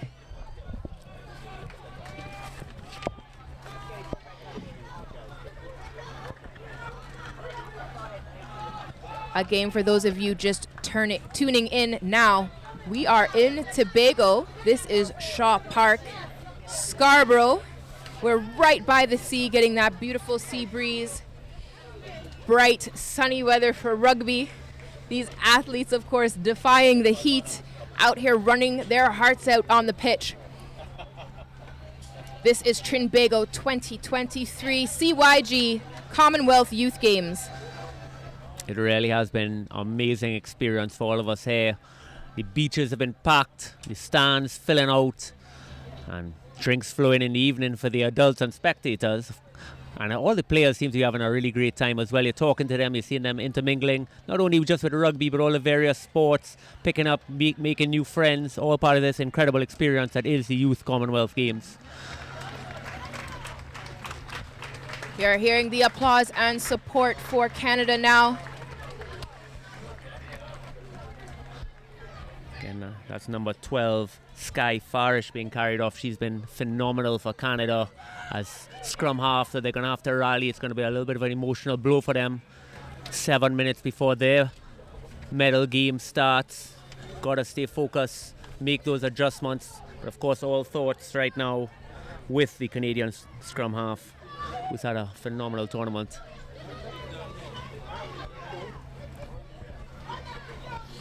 Both teams now getting in position to kick off the second half of this match. Canada playing Kenya. Kenya will be kicking off to Canada, who leads in this game 10-0. And Kenya has been no slouch as well. Yes, Canada is up 10-0, but that could change so quickly in the game of sevens. One mistake by Canada, especially after that stoppage. Canada gets a score on the board. Converted try within 3. And wouldn't it be special for Kenya to be able to pull this off? You might want to just keep your eye on number 8, Michelle Alevisa. Special play out wide. If she gets the ball with some space, it is danger. Time is back on, and a massive kick from Kenya. Beautifully collected by Canada's number 4, and she finds her support, looking for it on the wing, but the ball's bobbled. Kenya is there to collect it. They've kept the pressure on, causing a knock on from Canada. Looks like Kenya, that was, of course, happy with that. They'll have the put in for this scrum. Apologies there, Maria. Looks like that was the replacement number 4, Ava Ferrance, who's come on instantly into the game, make something happen. Tell you the depth again of the Canadian squad.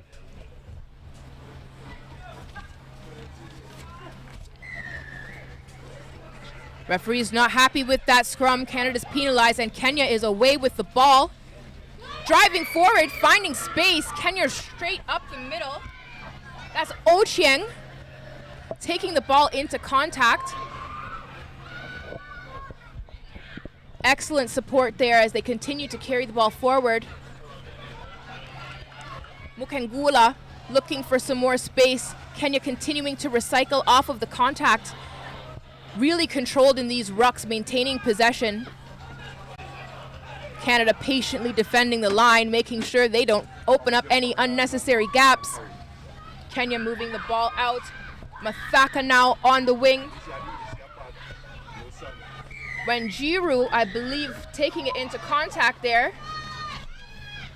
Another penalty in favor of Kenya, and they're pushing hard to get across the try line. Kitungulu now driving forward. Step by step, powerful running. Kenya looking for some space. They had an overlap on the wing, but they've come back inside. But the referee says it was knocked on while trying to score the try. A relief for Canada.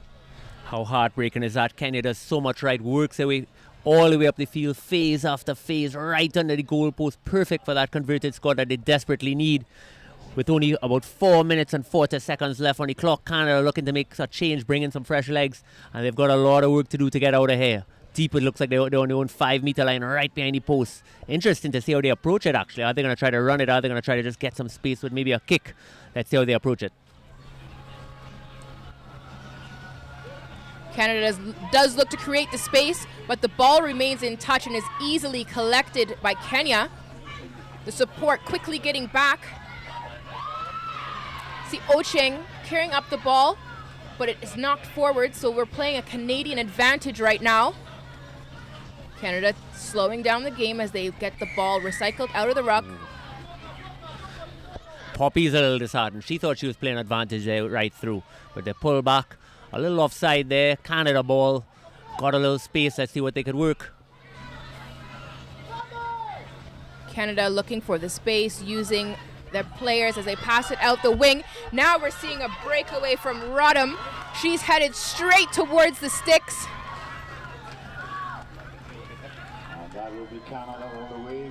Rodham for 5 more points, bringing the score to 15 points in favor of Canada over Kenya. That's exactly what Canada needed, that little bit of breathing room right under the post. And we spoke about her earlier, Brooke Rodham. She's been deadly. She's so fast and a little bit of space. Was able to get that little bit of breathing room with a stiff arm and stroll in for the score there right under the post. Kenya says it's time to switch out our players. 5 subs going in. Well-deserved break for the players coming off the pitch and fresh legs from Kenya. We'll see what kind of difference that makes in the next 3 minutes or so of this match. Canada leading now 17 points with that successful conversion kick over 0. Yeah, just so much for the coaching staff to consider. They know that later this afternoon it's been 3 very hot days and the gold medal games coming up. Need to make the right decisions now. Great work from Kenya there, seeing that ball was about to bobble and it could bounce anyway. She uses her foot and cleanly collects the ball. Canada, however, says they're going to defend. But the ref has pulled out a yellow card. Looked like a little bit of a high shot there. A little bit more of a mistiming than any sort of malice. Kenya now going forward with the ball. A massive drive from Canada.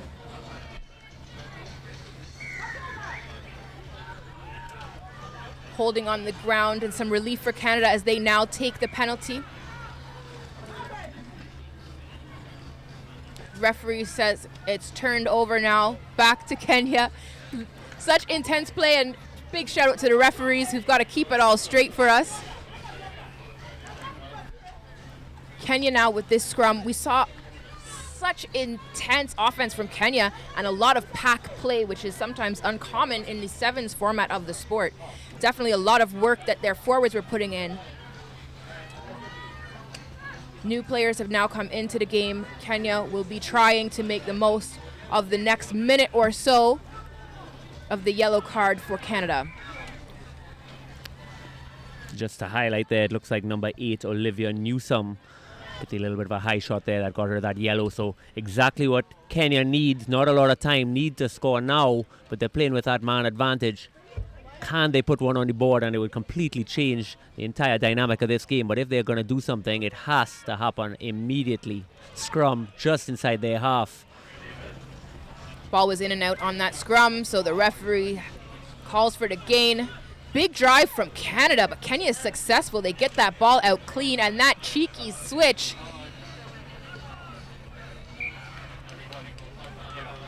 Oh, the pressure from Canada forced a knock on. Another scrum here, this time in favor of Canada.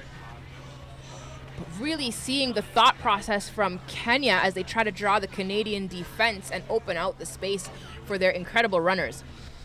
Yeah, Canada, exactly what they needed. And they're happy now to waste the time off the clock. That looks like it might be it after this play here. So Canada starting day 3 like how they've been doing all tournament. And they're putting the ladies in goal from Australia on red alert for later this afternoon.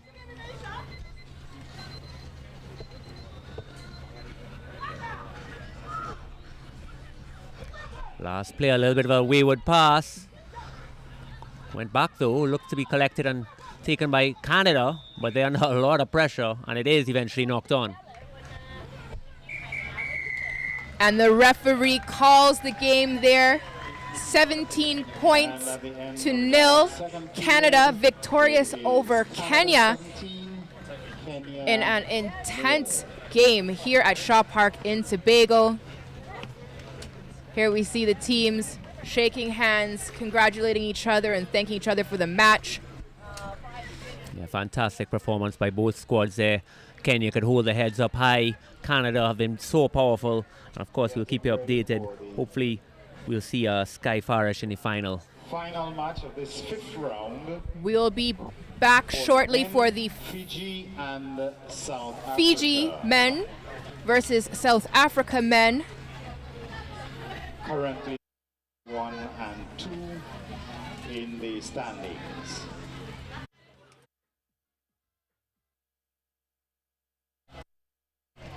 And just announced there, Maria, I think this mouth-water counter that has massive playoff implications. South Africa versus Fiji coming up next. You do not want to miss this.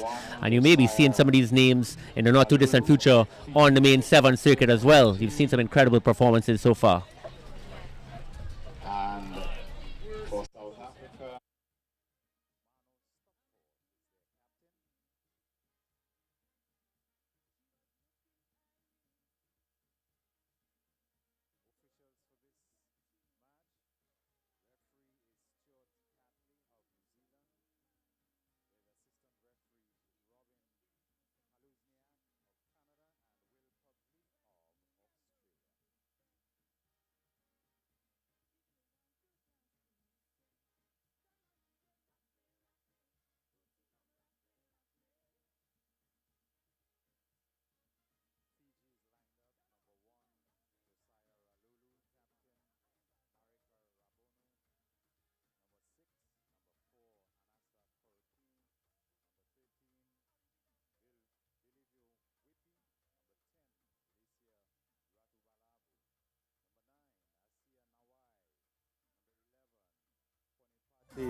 Kuriwaka, number 8, Nasoni Twigalona,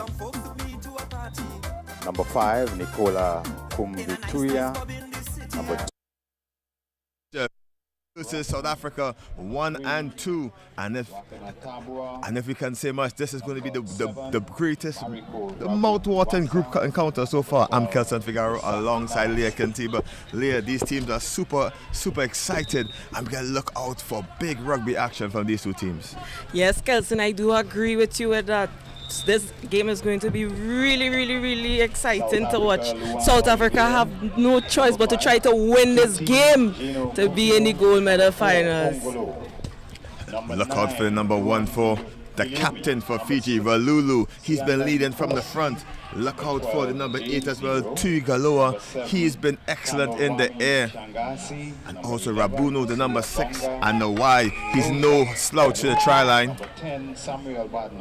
Nice high kick. Cupido reaches up in the air for it. Knocked on, wrapped up by Valulu. Valulu pops out the ball. Looking for space out wide if they can. Big shove by Fiji, trying to get away from the contact. It falls in the hand of Nawasa. He's showing and going, just fooling the defense. Kuriwaka dancing around, super aggressive tackle. by South Africa, illegally stealing the ball.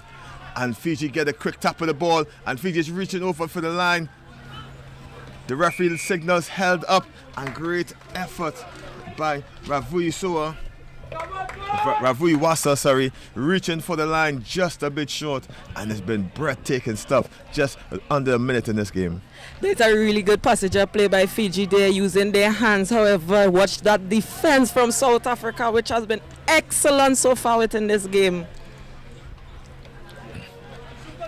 South Africa, no slouches. Look out for number 6, Nkosi, the flyer, which is Nero, and the tall, rangy run of Cupido. He has been exciting to watch. Guillaume, the number 9, he's been nifty. Look out for him for the nice, neat runs around the edges. South Africa has no short arsenal of speed and fire on their team.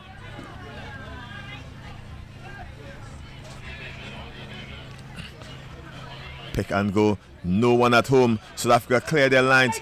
Ball running down to Petulua, trying to snatch it in. He is wrapped up in the contact, and it's a great work by Cupido to tackle him into touch. And the tempers are flaring right now, as all to play for in this last round robin match. That was really good defense there by South Africa, using the 8th man on the line, which is the sideline, to use that defense to push that Fijian player outside to retain possession of the ball. Great line out by South Africa. Big bump by the big boys. This one is... The ball is shoot back out. Fumble initially. Big money ball to Cupido. He fumbles it between the legs, but eventually tacked up by Nero. Nero shows and goes, and South Africa showing their speed, streaking down the side of the pitch. The swarm of blue shirts eventually wrap them up, and it's a war at the breakdown. Eventually illegally pinched by Fiji. South Africa get the tap in. Really good passenger play by both teams there. Both teams defending each other. Really, really excellent there.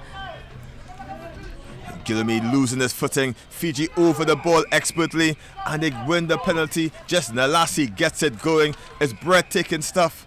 The ball tapped in front of the mark, signaled by the referee. Nalasi a little too excited to get what's going.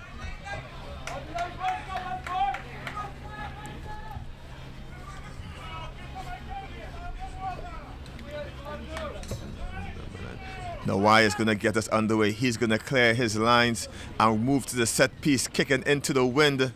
It's successful in the kick, just bringing it inside the South African half. Exciting stuff so far. Lots of jabs, no knockout punches. This part in the game is 0-0 to any one game. That's a really good decision by Fiji. They're kicking out the ball, gaining some yards into South African half there. Set piece is crucial as you see Fiji just walking into this line out. Great tactic, putting up the rangy Ralulu. He knocks it on the contact. A green shirt is first to it.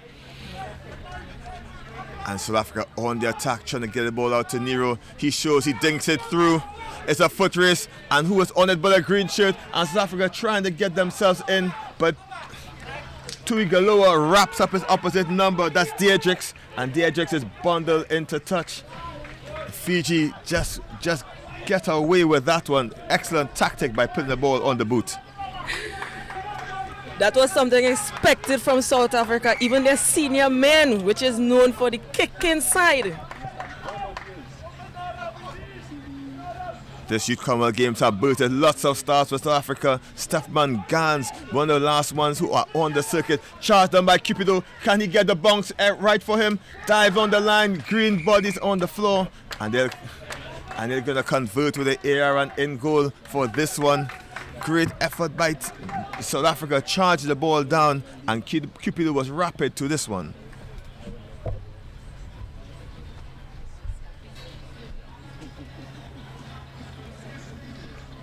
That was a marvelous charge down there from South Africa. We're just waiting to see where the referee stated, and that is a try for South Africa. Charge down successful, flirting with danger, trying to get the ball over the rangy body of Cupido.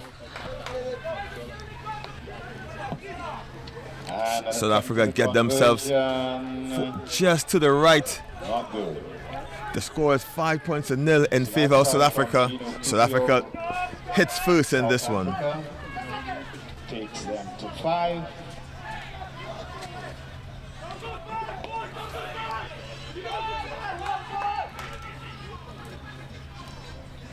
South Africa get us back underway. Nice high kick picked up in the wind. Fiji's on it. It's Relulu for Fiji trying to get it up, but couldn't get it around those rangy jumpers into Hala Cupido, and he's been manhandled by Nalassi. Nalassi pushing him to the floor. South Africa slowed the play down, looking for room if they can. No one back home. Long pass out, just bobbled to the floor. The referee sees the knock on, the whistle blows. And it's Stopperfort knocking the ball down. Very difficult to pronounce some of these names. South Africa boasts 11 languages. English is one, but there's Afrikaans, Zulu, Xhosa, loads and loads of a cultural mixing pot is South Africa. And you see it out there when you watch the boys play. Interesting fact though, Leah, those South African boys really look like they really look together as a team. They do loads of stuff together, and as you see South Africa fumbling on the breakdown, this time Fiji in the 22. Nalassi going the route one at this time. The ball spills out. South Africa tried to stop it back, but a nifty step by Fiji, and Fiji answer back with Ravui Wasa. He did all the work himself. Big left foot step, eluding the green shirt, and he just put his team back in this one. Fiji wasn't happy about that try that South Africa did for them, so they answered right back with another try right next to the post. Difference in strategy and different forms of the game as a conversion. The referee does the referee In at the conversion not good. The referee signals conversion not good. So it's 5-all. that try for Fiji coming from Mariko. End-to-end stuff. No one seems to be in front, and just before the half, Fiji get their tails up. 5-all the score as we go into this break.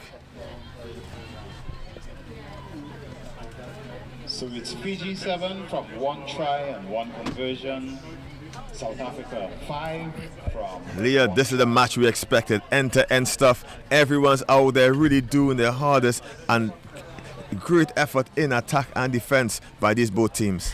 Yes, Kelson, I must agree. Both teams are putting everything out on that pitch. There is back-to-back action. Both teams defending and attacking really well. Both teams are capitalizing on each other's mistakes. However, it's only one alone can come out victorious. Relulu really leading from the front. Couple mistakes by Fiji, gifting South Africa the ball, but the stewardship from the coach Mario Schumann is going to try his best to use his World Rugby Sevens experience to really guide these boys home. But Fiji, and probably everyone back in Fiji, and Suva, the capital of Fiji, will be cheering their boys on, looking to see the gold medal match will be theirs.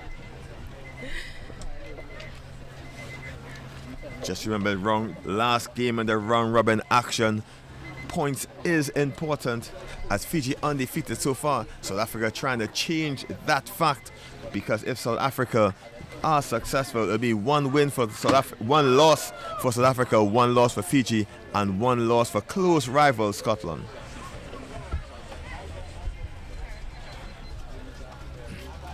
Getting us back underway, Fiji in the white and blue strips, South Africa in the green and white. And even though he scored 1 try today, that's number 13, Cupido, Fiji has done excellently to keep him quiet. But we gotta look out for the number 12 and Nero. He's been nifty, as well as number 6 and Kosi. They're gonna do their best to try to get South Africa back in front. 5-1.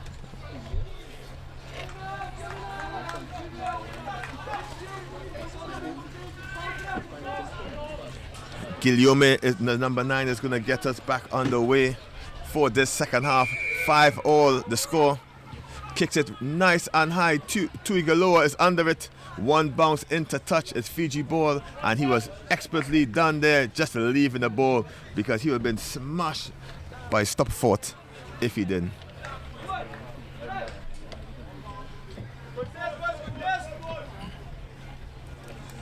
Line out time set piece is what the game is made of at times.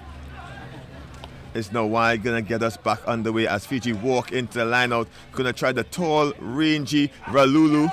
The ball eventually gets into Fiji's hands and the wraparound is successful. Fiji trying to go out wide. Space is open up for the try scorer, and it's now wide trying to go down the line himself. Great cover tackle, but the support is great. Fought by Kuratini. Kuratini gets the ball out. Free ball. Nawai tries to dink it through. South Africa eventually scooped the ball up. Dancing feet by South Africa, looking for support and eventually taken down. South Africa slowed the play down, looking for the room out wide. The ball hits the deck. Fiji first to make the contact and the ball is spilled. Fiji forcing the error and they'll get the put in.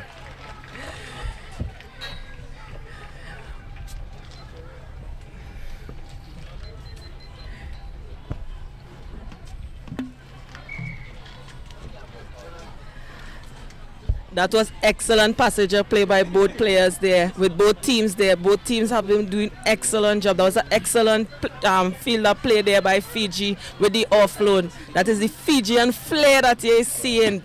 All the senior national team, everybody played that kind of rugby. It's hard for South Africa right now to try to defend that, but they have been doing an excellent job on defense. South Africa make changes. In comes Oliver as well as Bandenhorst. Fiji make a change. Lassie, he's gonna get a break, and in comes a nifty number 6, Rabuno. He's been really, really nifty, almost Jerry 2Y-esque in his play. He's been a handful, and he's gonna make himself a nuisance to this South African team. Kuratini is looking to come on in number 4 for Fiji on the next field of play. He's ready to anxious to get his duties in for his country. Excellent Skrababunu on the ball, trying to get it out. Fiji just flirting with the ball, but that's what they do best, the show and go. South Africa counter-rucked well, turning the ball over, and the boys and the Bucks get the ball in this breakdown.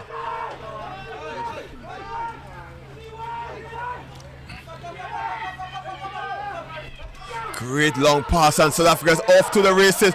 It's a number 8 this time. Deirdre throws a long pass inside, trying to find Nero. Nero tackles the player without the ball, and Rabunu taps and goes. Counter-attack is Fiji's name, and Fiji looking for the pop back inside if they can. South Africa expertly get the ball back. Rabunu dancing on the outside, looking for Ravuiwasa. He collects it, dances with the South African defense, eventually bumping one back to the hands of Rabunu. Rabunu dancing, eluding his opposite number. Fiji just dancing with the ball and holding possession. Ralulu, the captain, offloads the ball, and there's space out wide if they can, and Fiji is streaking away. The number 11, Kariwaka, is going to stretch over for Fiji's second. This has been a pull and tug with both teams. Both teams has been attacking and defending really well. However, Fiji have been using those offload that they are well known for, which gave them the upper hand on South Africa, which lead into the try for Fiji. Kuriwaka, too nifty, too fast, and he just skinned on the outside. South Africa make a change. In comes Endelozi. He's going to come on to add extra speed to this team. It's very hot out here, as well as Fiji also make the change. In comes Ratuli Balavu, and he's going to come and add extra steps as the changes are running on. Fiji In comes Sarui Savoa. He's going to come on to add extra speed and strength. All teams emptying the benches, all left for dead. Last round in this group match encounter. Fiji number 1 seed, South Africa number 2 heading into this one, and South Africa needs a victory to keep themselves in the hunt for the gold medal match.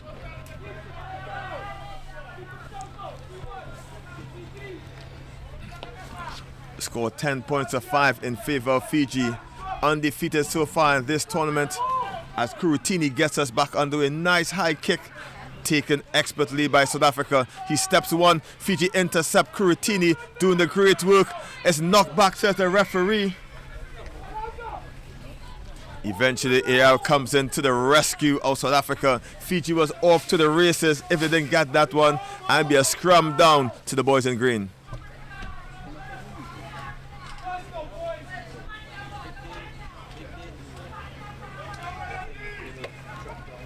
Kuriwaka getting a much needed rest. He did his shift for Fiji, streaking in the corner for Fiji's second try of this one. Less than 2 minutes in this encounter.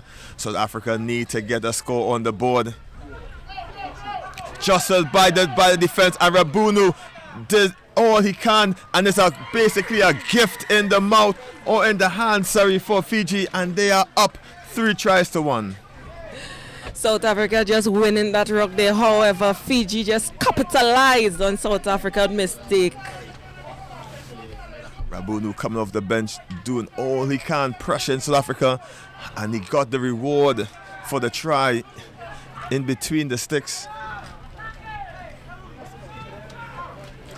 Kuritini adds across the extra 2 points, 17 points to 5. Fiji over South Africa, just under 1 minute left. Good conversion there coming from Fiji. Fiji gets us back underway. Yet another skyscraper of a kick. The ball knocked back, says the referee. Knock on advantage playing South Africa, trying to get themselves in this solid contact at the breakdown. South Africa numbers wide if they can. Kick pass. Didn't go to hand, but advantage is being played.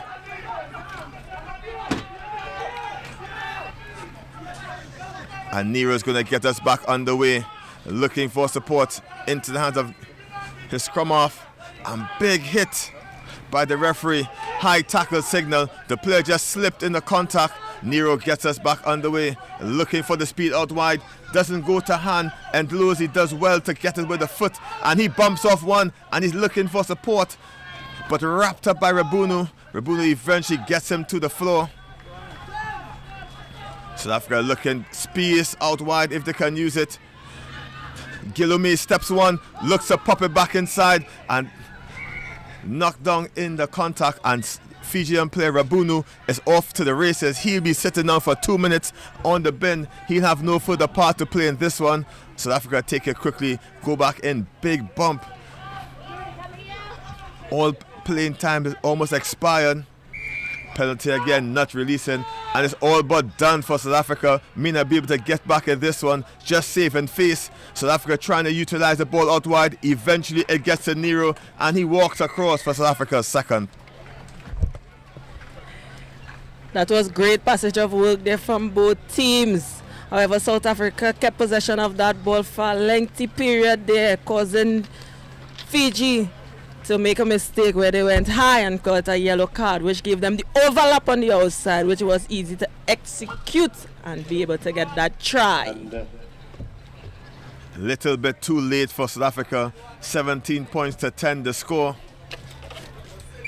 The game done and dusted, and Fiji remain undefeated after round robin competition. 17 points to 10 Fiji over South Africa. Next up on the last game for the round robin competition, women's action, is Australia versus Fiji. We'll be back after the break.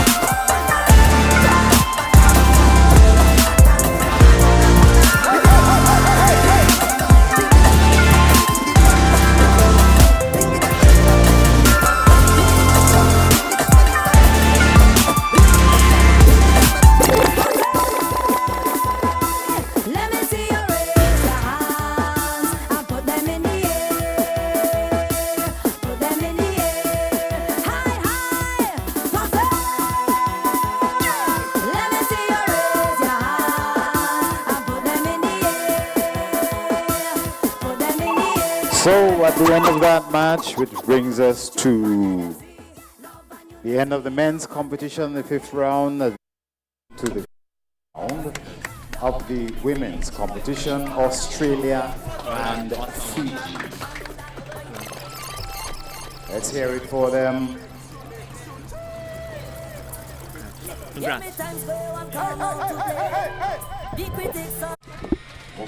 And here we can see the next game, the athletes running onto the pitch. Fiji women, Australia women.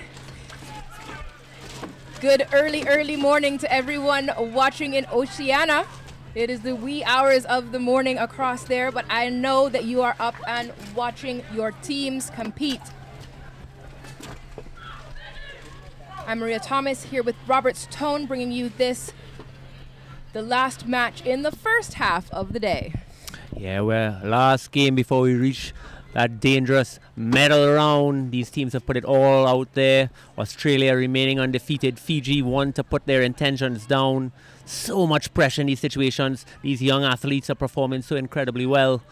We'll see if they can pull it off here. Last game in round robin action. 1 and 2. The ball is kicked off by Fiji and also collected. Australia and Fiji.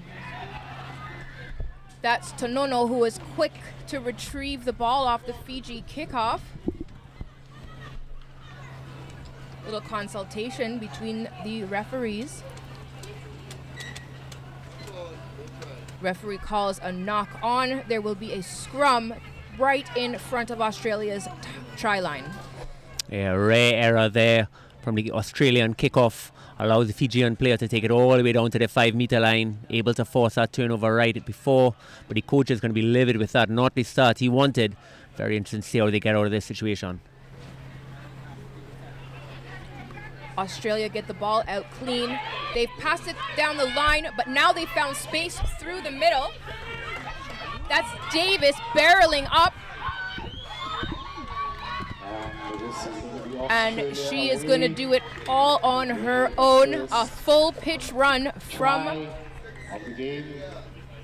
number 6, Mackenzie Davis for Australia. 5 points. Yeah, another player that's just been unbelievable this entire tournament. Mackenzie Davis, center. What a partnership she's formed there with her fly half. And of course the winger as well. Hala, just such a dangerous option out wide that Fiji had to make that drift, allowing Davis to cut right back inside and go the length of the field.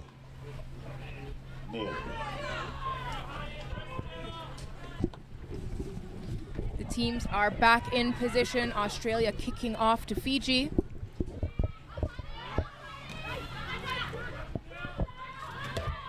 Excellent catch from Tuivuya. Fiji keeping it controlled, coming out of the ruck. The ball's out and they're finding their hands down the line. Australia is keeping the pressure on. Now we're starting to see those offloads that Fiji is so well known for. Tonono again out on the wing. Australia just grabbing her by her ankles. Fiji now recycling the ball. They're coming the opposite direction. Big hug from Hala there in defense. Fiji now taking advantage of the penalty. The ball is ripped away by Australia. Cruikshank now carrying it into contact. Simmons now burning up the wing. Fiji looking to prevent her from getting under the sticks. And what a play there by Australia. Their cover defense work just been exceptional all tournament. Eventually win the turnover in the middle of the park. Spun it there to number 4. That's Pippa Simmons, scrum half, who manages to go all the way down the right-hand side to score out wide, bringing the score to 10-0.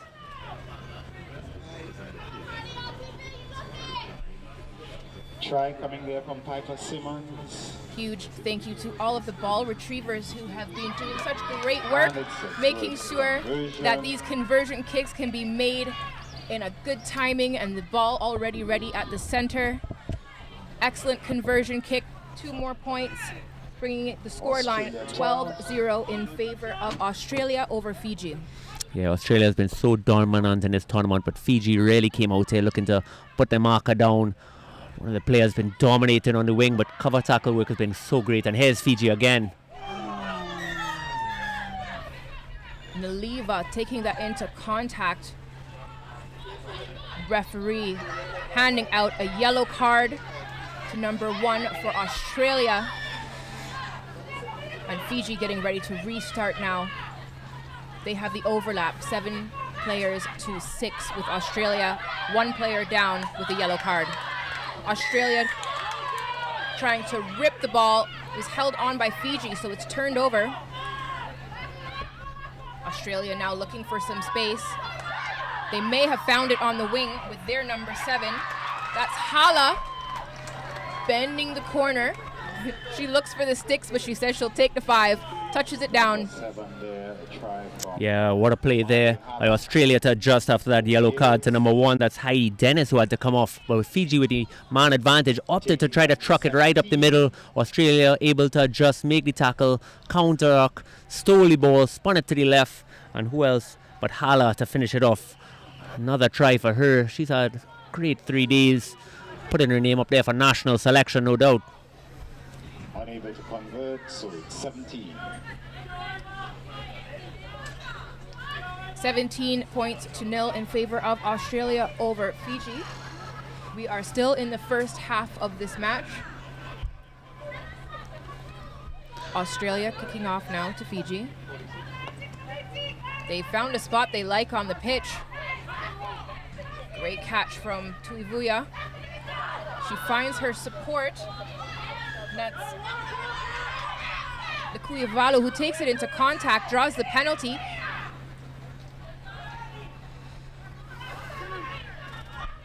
Fiji looking for that space out on the wing. They're drawing in the Australian defense. They've seen it and they're moving the ball out the opposite direction, trying to find that overlap. Driving forward, powerful legs, that's Naliva. And now Tuivuya, she's got it out on the wing. She beats one defender and she says, these 5 points are for Fiji, and touches it down. How vital is that score right before half time? Tuivuya, number 12, makes it happen out wide. Australia doing so well defensively, but you could only make so many tackles. Somehow Fiji always getting one hand free. Just a cultural part of their game. Pushes it there. Well rewarded score for number 12.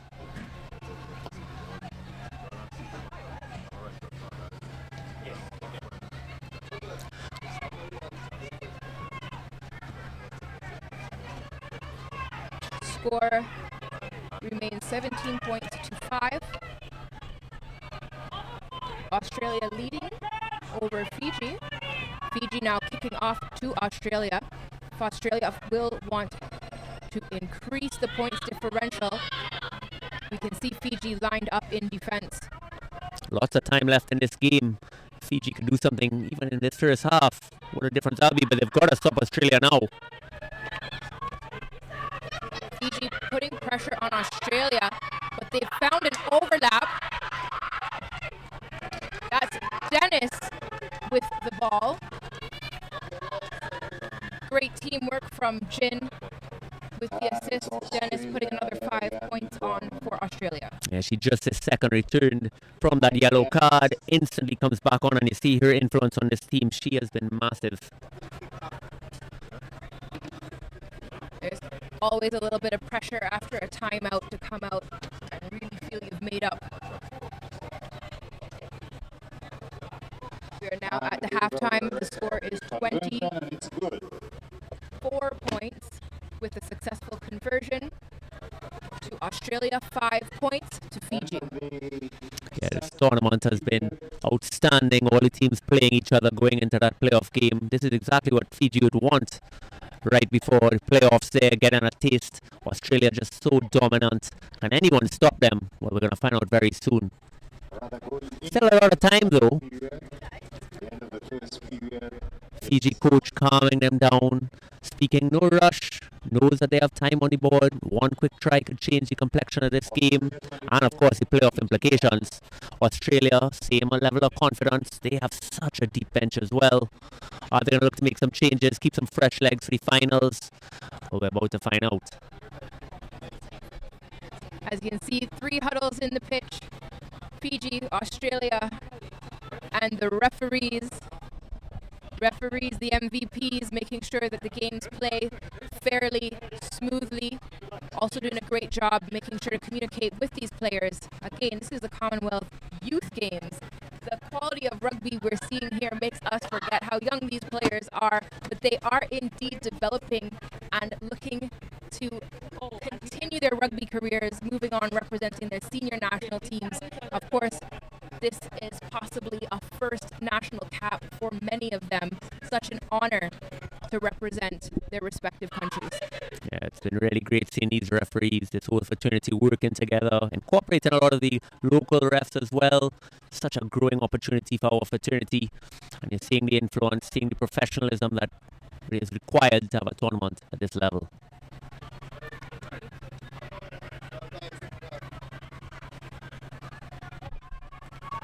Again, as we wait for this Australia kickoff to Fiji. Good morning. I am sure many of you have set alarms to get up early, and some maybe have stayed up all night to support your teams watching on the live feed. Fiji now with the ball in hand. That's Tuivuya on the wing, looking inside. Oh my goodness, the ball just getting forward there.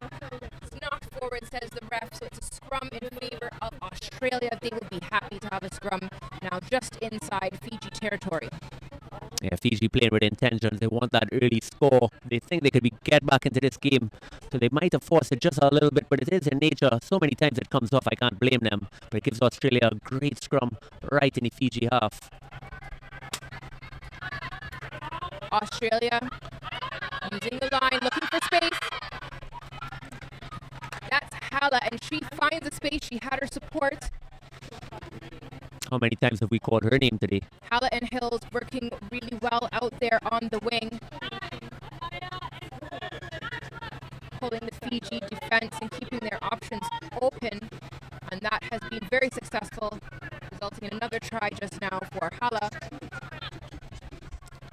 Yeah, every day of the tournament I've been calling this name, Hala, over and over. Just keeps on scoring. Such a deadly weapon to have out wide, and she's been combining so well with centers. It seems that no matter who they bring on the pitch, she just reads and plays and flows right off them. And if Australia are going to come out on top in this tournament, she's going to be one of the big reasons why. Warretta is successful with that conversion kick, bringing the score 29 points, Australia 5 points, Fiji.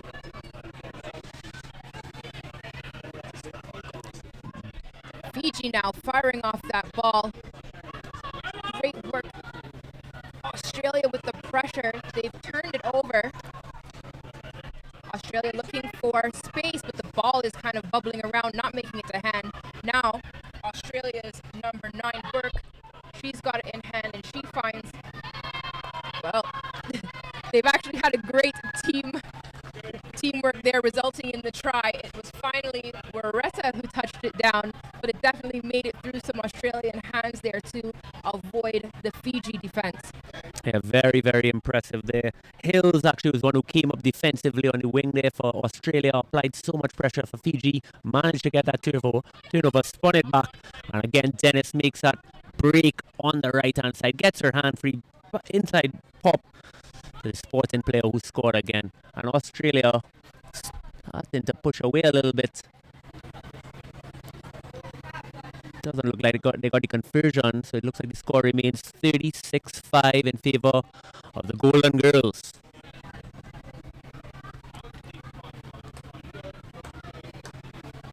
Bernardo coming onto the pitch now for Fiji. The kick from Australia does not go 10. Fiji plays it.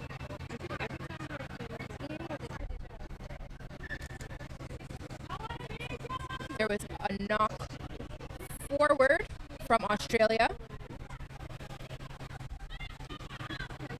Fiji's ball.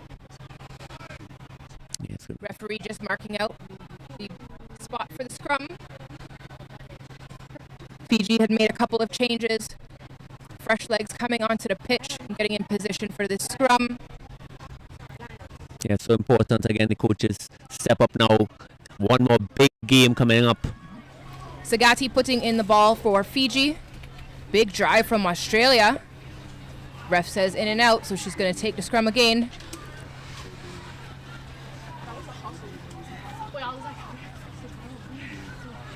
You see Sagati moving very quickly to retrieve the ball. Australia putting a lot of pressure. They have a powerful scrum and are working to drive Fiji backwards to steal the ball. Good scrum! Ball is poached by Australia. They were able to drive and get it. They found their winger, that's Hills. Now they're moving it back the opposite direction on the pitch. They're trying to tire out Fiji's defense line, moving back and forth. The ball is fumbled. It's on the ground. The ref says that was a knock-on from Fiji, working to defend and turn it over. But the scrum will be in favor of Australia. Yeah, unbelievable pressure by that Australian scrum. Number 12, Caitlin Halsey. Since she's come off the bench, she's looked incredible. So much dominance, so much power going forward.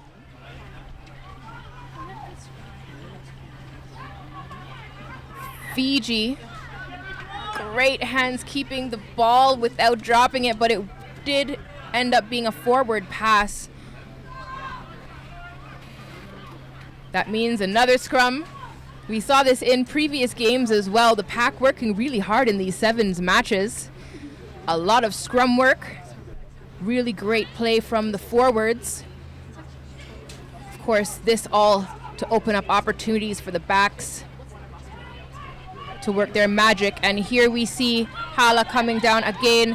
She finds Hills, and Hills is on her bike. She's racing down the wing. She's able to curve inside. Bulieka is trying to stop her from touching between the sticks. And it's try number 7 from... So well deserved by Hills as well. She's had a great tournament coming on as those finishers, and every time she does has a massive impact, getting herself on the score sheet once again. Great try from Hills. Good positioning for Australia's Moleka, who's taking this kick, and it is successful. 2 more points to Australia. Yeah, only about 42 more seconds. 43-5 to Australia. Australia really showing their class. Every member of their squad just comes on and contributes every game so far. It's been a masterclass. Deep kick from Australia is bobbling back, well collected by Fiji. Fiji running into the Australian defenders. That was Socorro. Took 2 defenders to take her down. Massive rucking from Fiji. They want to make something happen before this game completes. Here we see Fiji coming up the wing. Sagati sending the ball out, looking for players on the wing. Tuivuya now with the ball in hand. She's looking for her support. She finds it. That's Koneleloma. She's taking the ball into contact. It's bubbling on the grass. It's advantage playing for Australia. Australia say that will be the game and kick it into touch. Referee blows the final whistle. And the end of that second period. And the result of that game favorable for Australia. 43 points over 5 for Fiji. Yeah, excellent game. Congratulations to both teams. See them in the playoffs, and I'm sure we'll have that information for you shortly. Thanks for tuning in and supporting us here in Tobago. We're having a great time. If you're in the area, come on down to Shore Park. It is playoff time, and medalists soon to be announced. And you are watching Rugby Sevens. We are at Shaw Park in Tobago. These are the Commonwealth Youth Games, Trinbago 2023. Between Trinidad and Tobago. We'll be back after lunch. Medal match, men, South Africa and Canada, and in the men's gold medal match we'll see Fiji and Scotland.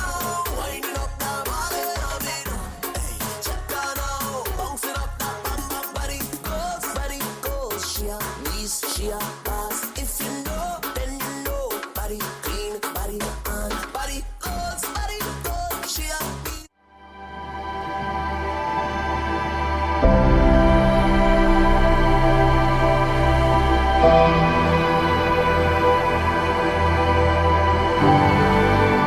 It's only when I go abroad and I see what is out there and I come back and I measure against what is here. There is no comparison to beauty. Some writings of our history, it is said that Christopher Columbus called it Bella Fauna, meaning beautifully formed. Natural, beautiful, peaceful. Yes, I get emotional. That's why I'm here.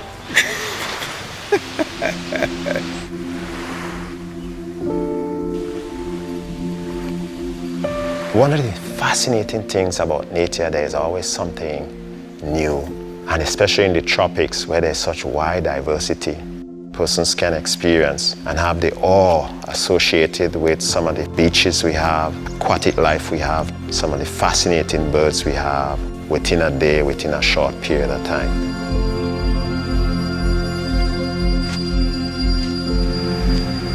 You have the Caribbean Sea on one side, you have the Atlantic Ocean on the other side. On our doorstep, a fringe reef that wraps around the entire area. You have this huge amount of biodiversity and liveliness of the entire water that surrounds the island.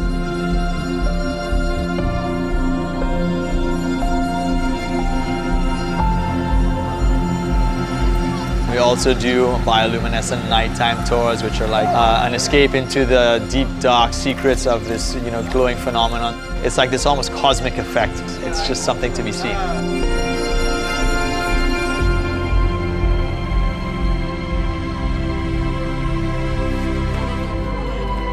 I know everybody in the village, and everybody know me. That is the nice thing about here. Tobago is used to the extended family. There was always a grandmother, aunt, uncle. There was always love. We eat and we drink, we laugh, and everything together.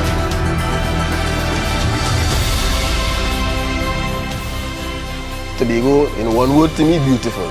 Beautiful place to live. It gives me great pleasure to be in Tobago and do what I do. The sunsets here are probably bar none some of the nicest I've seen.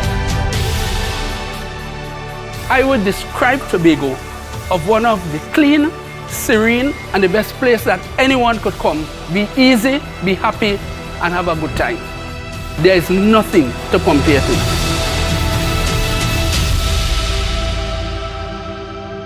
This little dot called Tobago exists, and come visit.